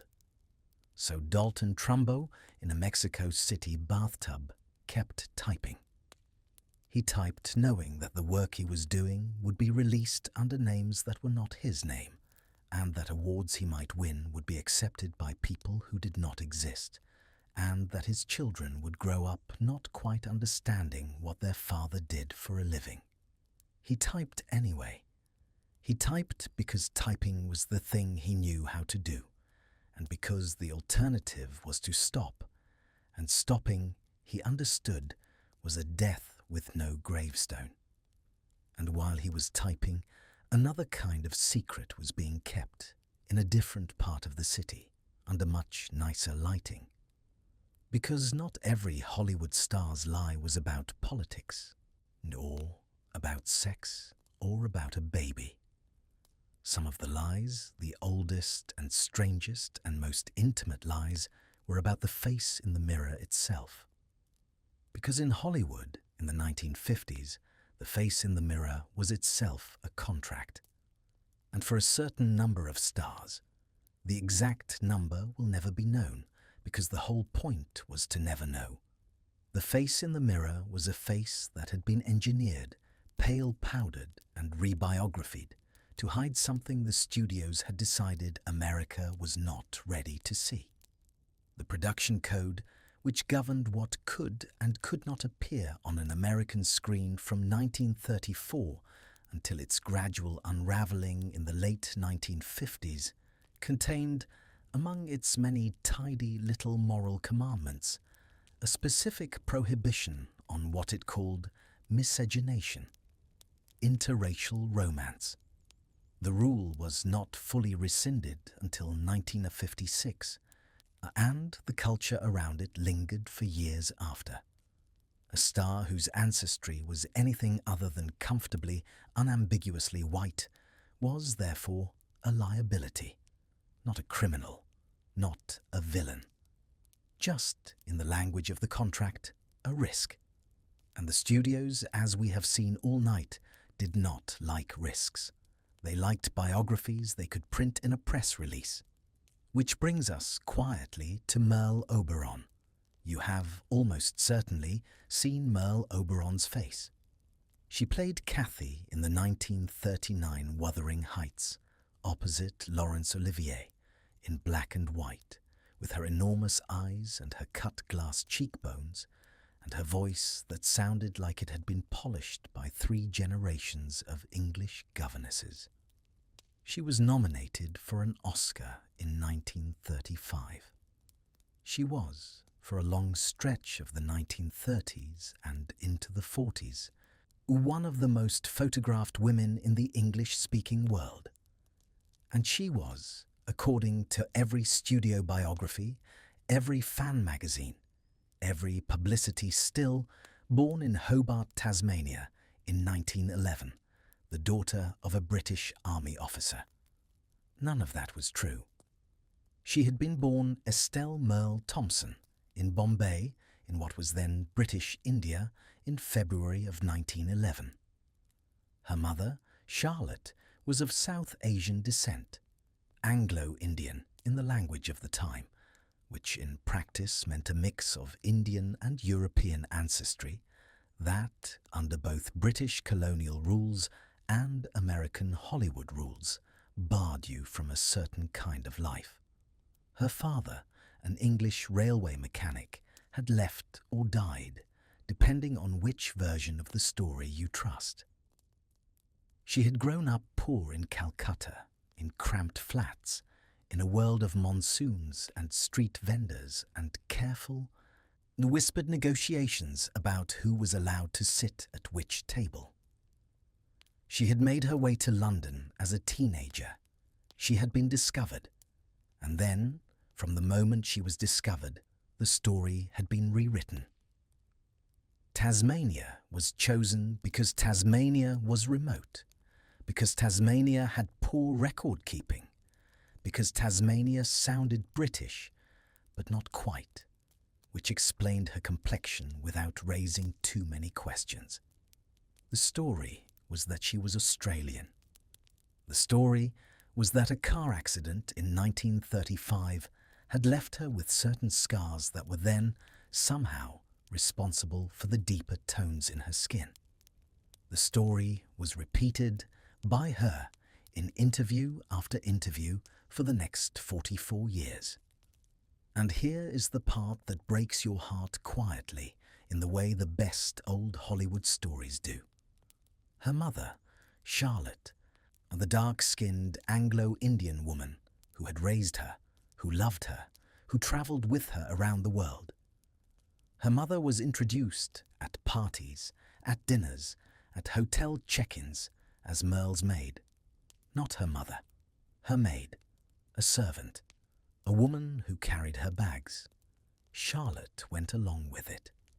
For the rest of her life, she went along with it, because her daughter had become someone, and someone in 1930s and 40s and 50s Hollywood could not have a mother who looked like her. Oberon avoided daylight whenever she could. She was photographed with parasols, with wide-brimmed hats under careful shade, because lighting, direct, unforgiving sun, could betray her.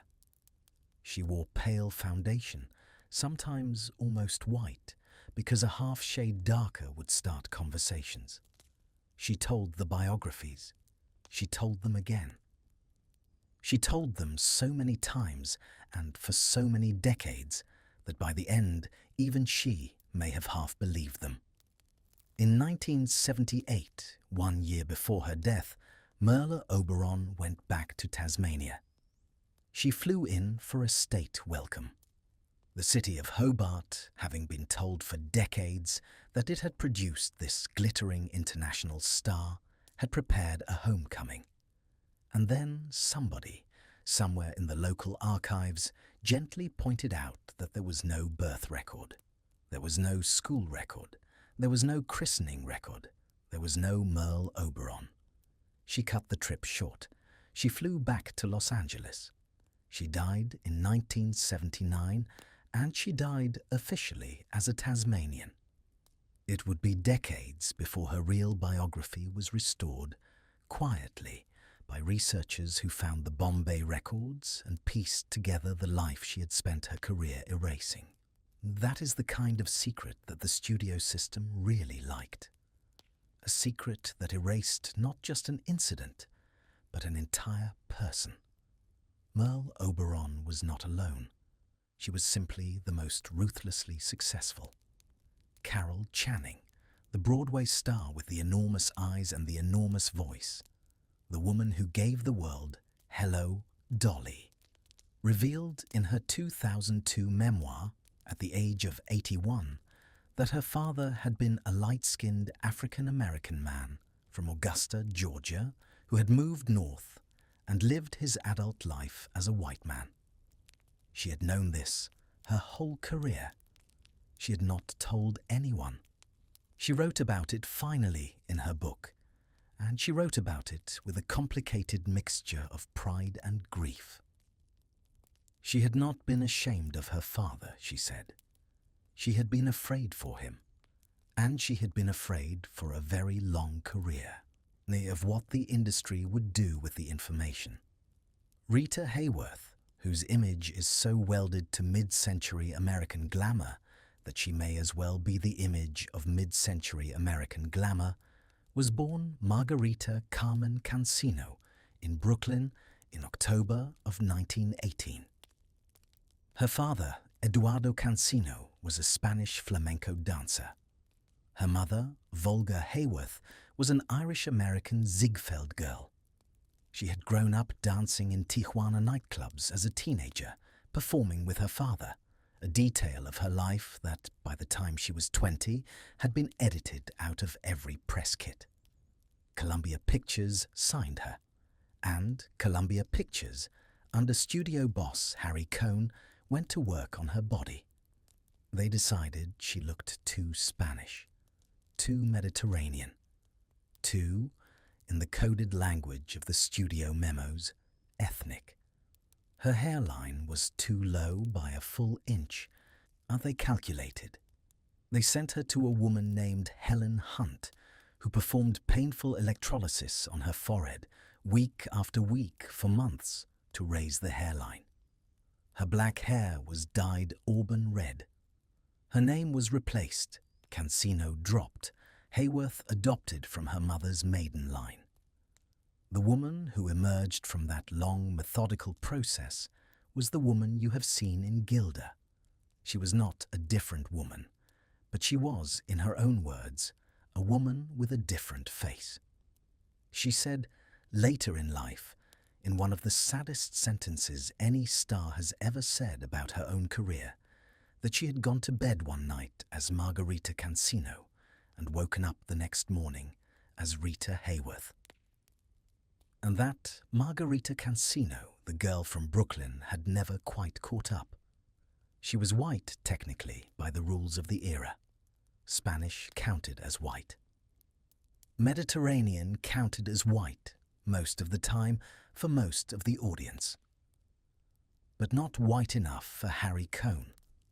Not white enough for the camera. Not white enough for the poster. Dorothy Dandridge could not pass.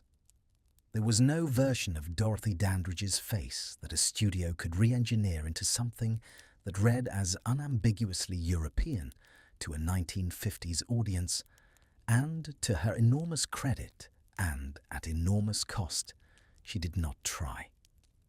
She became, in 1955, the first black woman ever nominated for a Best Actress Academy Award for her role as the title character in Carmen Jones. She was gorgeous. She was gifted. She was, by all contemporary accounts, one of the finest screen actresses of her generation. And the industry, having given her the nomination, almost immediately ran out of things to do with her. Our miscegenation rules meant she could not be cast opposite any white leading man in a romance. There were no parts. She had an affair with director Otto Preminger, a long and intermittently public one. There were rumors, never fully confirmed in her lifetime, but largely accepted now, of at least one hidden pregnancy that ended in a quiet arrangement. She was photographed at the Mocambo. She was adored. She was underemployed. She died in September of 1965 at 42, from what the coroner ruled an overdose of an antidepressant in a small apartment in West Hollywood, with a bank account that had, at the end, less than $2 in it.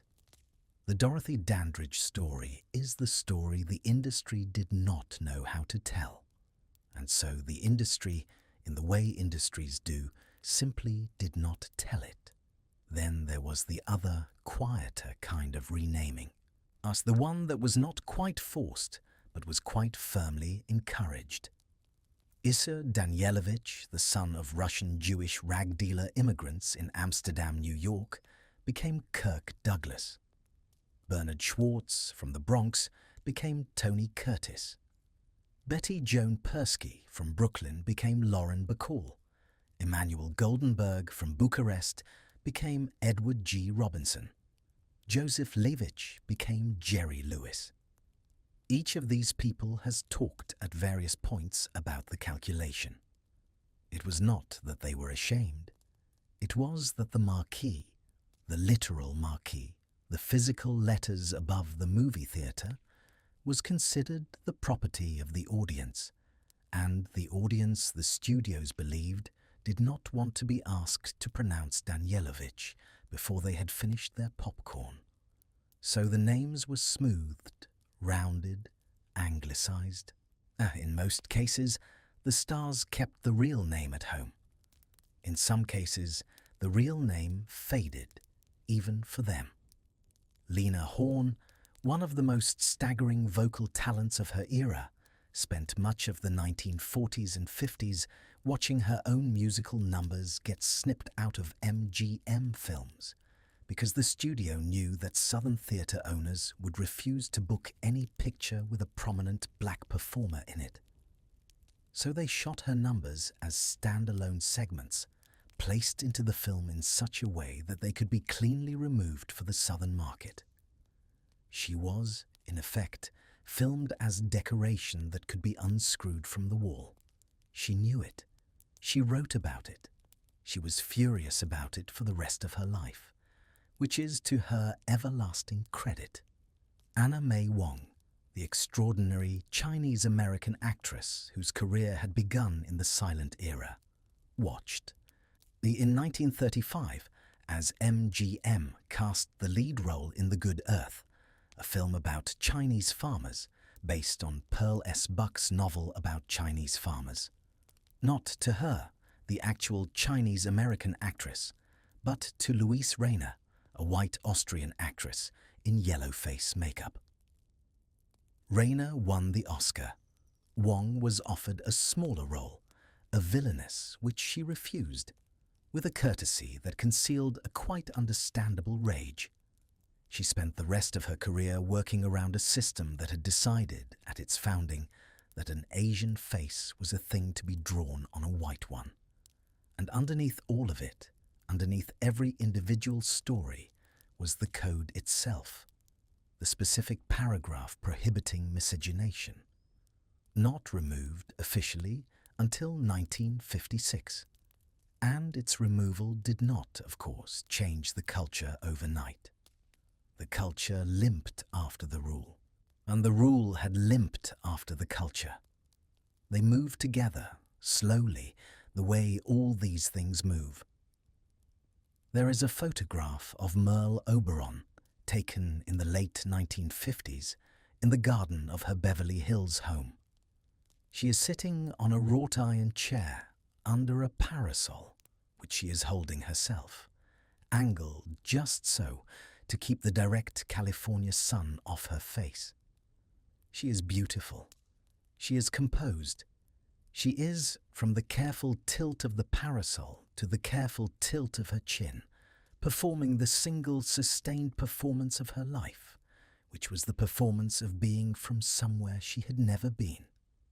And somewhere else in that same city, in that same afternoon, Rita Hayworth was probably having her roots touched up, and Dorothy Dandridge was probably waiting for a phone call about a role that would never come. And Lena Horne was probably reading a script and calculating in the back of her mind which musical number would be cut for Memphis. And a young man in a publicist's office was probably being told that his last name was going to have to go. You can hear, if you listen carefully, the quiet hum of the whole machine, the pancake makeup being patted on, the dye being mixed, the electrolysis needle being sterilized, the birth certificates being lost or misplaced, or, in a few careful, expensive cases, rewritten. And yet the machine, for all its hum, was not quite running as smoothly as it had been. Because while all of these faces were being remade in the mirror, something else was being remade too. The chemistry, the pharmacology, the daily metabolism of the stars themselves. Because a face, it turns out, is not the only thing a studio can engineer. A body can be engineered too. And a body, engineered hard enough for long enough, will eventually break. And the place where the machine did its hardest, most relentless engineering, the place where the hum was loudest and the damage was deepest, was a small, unassuming office on the MGM lot that nobody ever talked about in the press releases. It was, for all practical purposes, a pharmacy. There was a doctor on call, there were nurses, there were shelves. And on those shelves, in neat brown bottles with white caps, were the chemicals that kept Metro-Goldwyn-Mayer's entire roster of human beings running on schedule. Benzedrine, to wake you up. Dexedrine, to keep you awake. Seconal, to knock you down at the end of a 17-hour day. Nembutal, for when the seconal wasn't enough. Leoparaldehyde, a particularly brutal sedative with a smell somewhere between rotten apples and nail polish remover, reserved for when a star had gone so deep into a bottle that the studio needed to dry them out in 48 hours for a Monday morning call. This was not a rumour. This was not a backlot legend. This was, quite literally, a department. It had staff, it had a budget, it had a filing system. And the star whose body paid the longest, cruelest price for that filing system was a girl from Grand Rapids, Minnesota, named Frances Gumm. You knew her, of course, by the name the studio gave her, Judy Garland. She had arrived at MGM as a child, 13 years old, a voice the size of a ballroom coming out of a body that had not yet finished its first puberty. Louis B. Mayer, the head of the studio, adored her in the particular, a proprietary way that made him dangerous. He called her his little hunchback. He said it, apparently, with affection. He also said it, apparently, in front of her. He told her she was fat. He told her she was plain.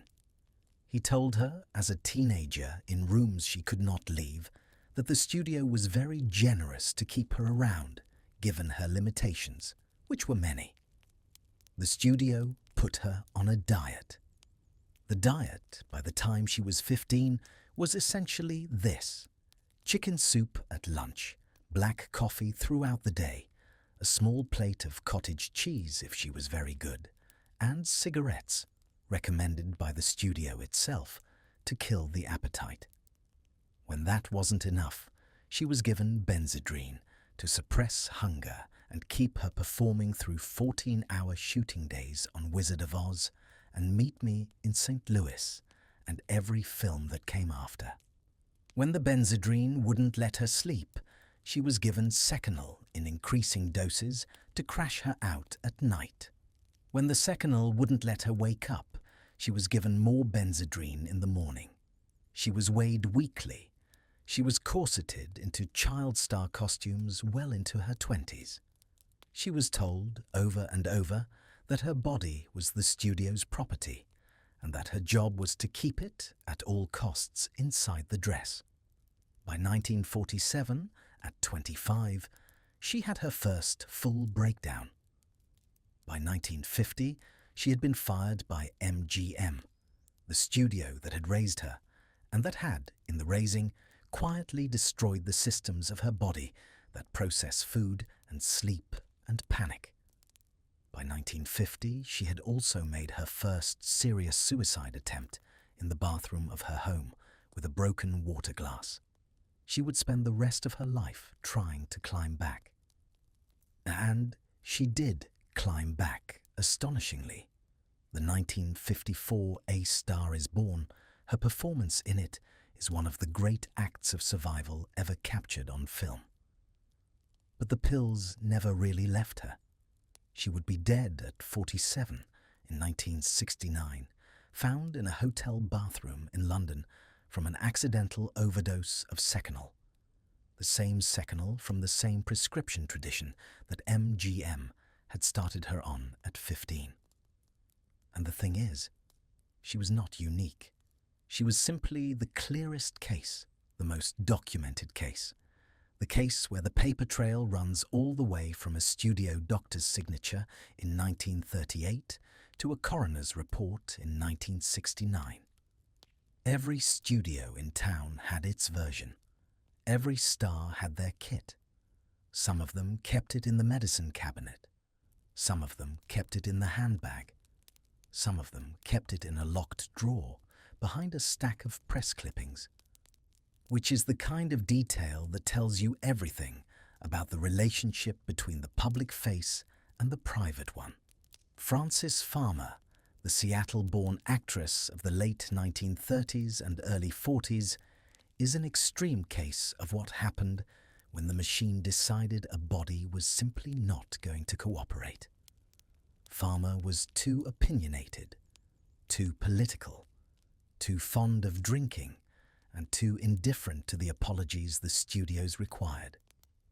Her breakdown came in the 40s, but her 1950s, the years we are walking through tonight, were spent largely in Western State Hospital in Steilacoom, Washington, committed by her own mother, subjected to insulin shock therapy and hydrotherapy, and the whole gleaming menu of mid-century psychiatric cruelty. The persistent rumor that she was lobotomized is, most careful biographers now believe, not true. The rumor survives anyway, because the rumor, even if literally false, feels emotionally accurate. The system did not need to cut into her brain. It had done the work through other means. Gail Russell, the astonishingly beautiful young actress whose studio handlers had started her on alcohol at 19 to calm her chronic stage fright, died in 1961 at 36, surrounded by empty vodka bottles in a small apartment of what the coroner ruled heart failure related to alcoholism. Errol Flynn, the Tasmanian adventurer of the 1930s, who had been Jerry Giesler's most famous client, spent his 1950s sliding into drinking and morphine and a last awful romance with a teenage girl, and died of a heart attack in 1959 at 50, with the liver of a man twice his age. And Marilyn Monroe. You knew she was coming. Of course she was coming.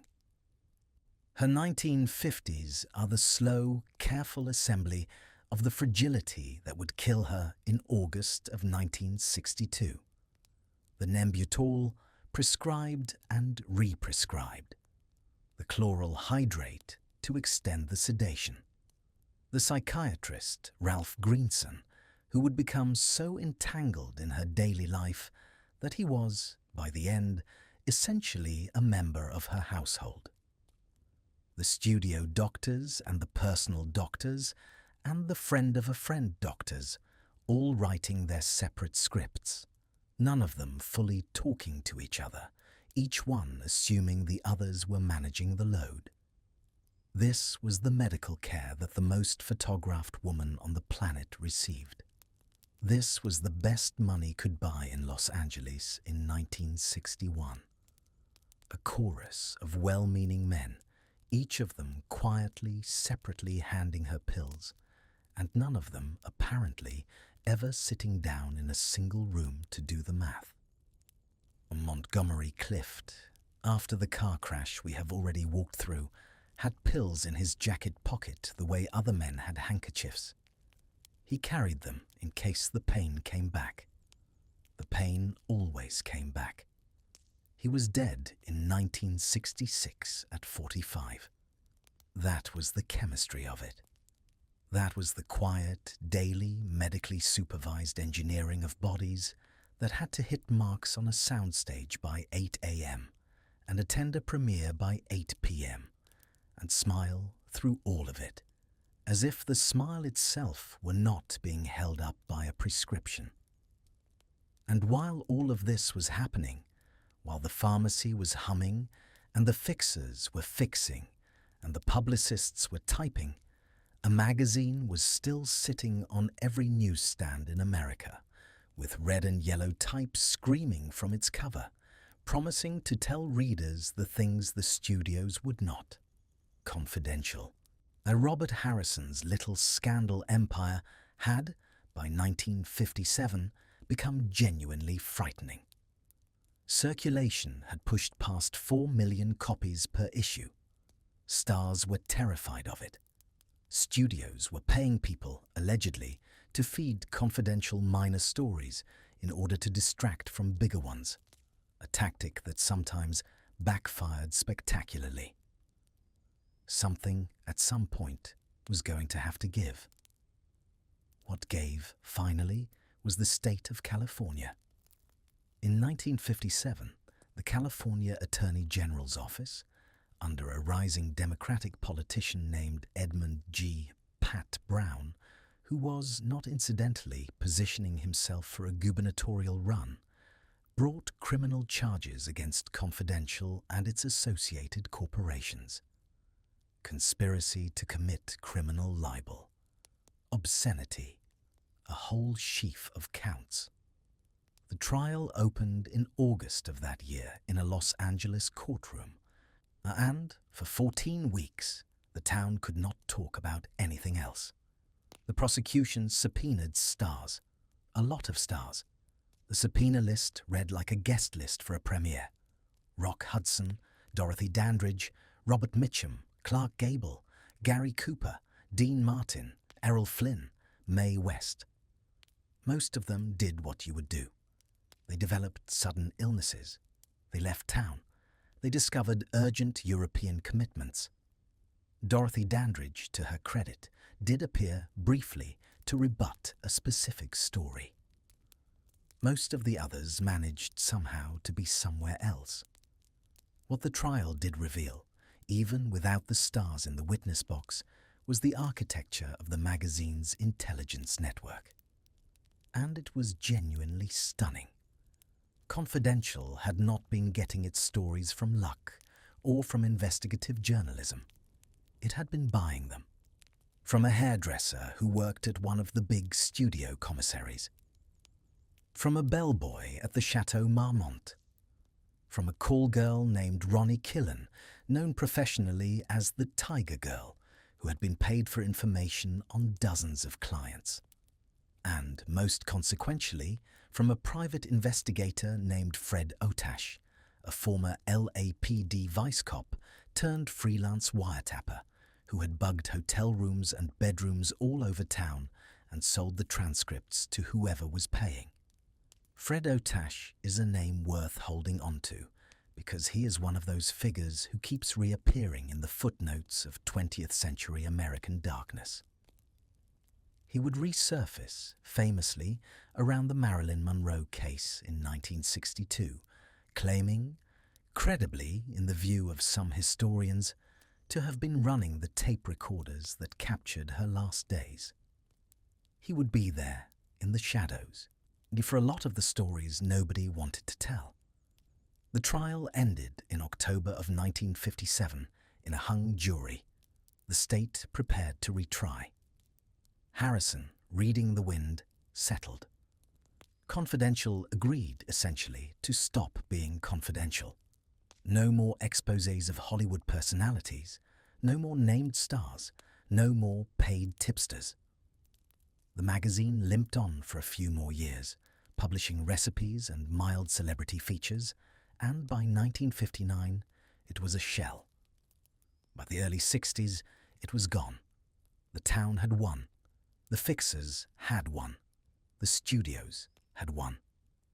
Except, of course, that by the time the studios had won, they had also lost. Because while everyone had been watching the Confidential trial, the ground underneath the entire studio system had been quietly giving way. Television had arrived. I Love Lucy had gone on the air in 1951, and by the middle of the decade, Americans were staying home on Tuesday nights to watch Lucille Ball instead of going to the movies. The Ed Sullivan Show was delivering celebrity into living rooms for free. The 1948 Paramount Decree, the Supreme Court ruling that had forced the studios to sell off their theatre chains, was, a decade later, finally doing its slow, corrosive work. The studios no longer owned the pipeline, which meant they no longer needed to own the talent to fill it. And the talent, for its part, had stopped needing the studios. Marlon Brando had come out of the actor's studio in New York with no interest in a 7-year contract. James Dean, before his crash, had worked film to film, deal to deal.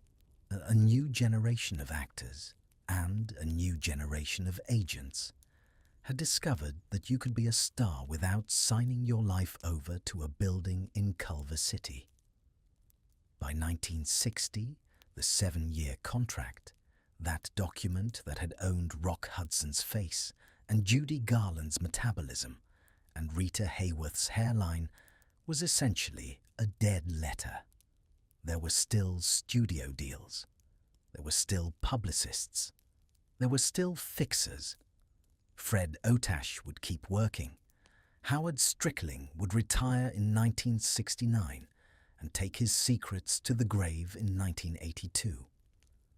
But the machine, the great humming machine we have been walking through all night, was winding down.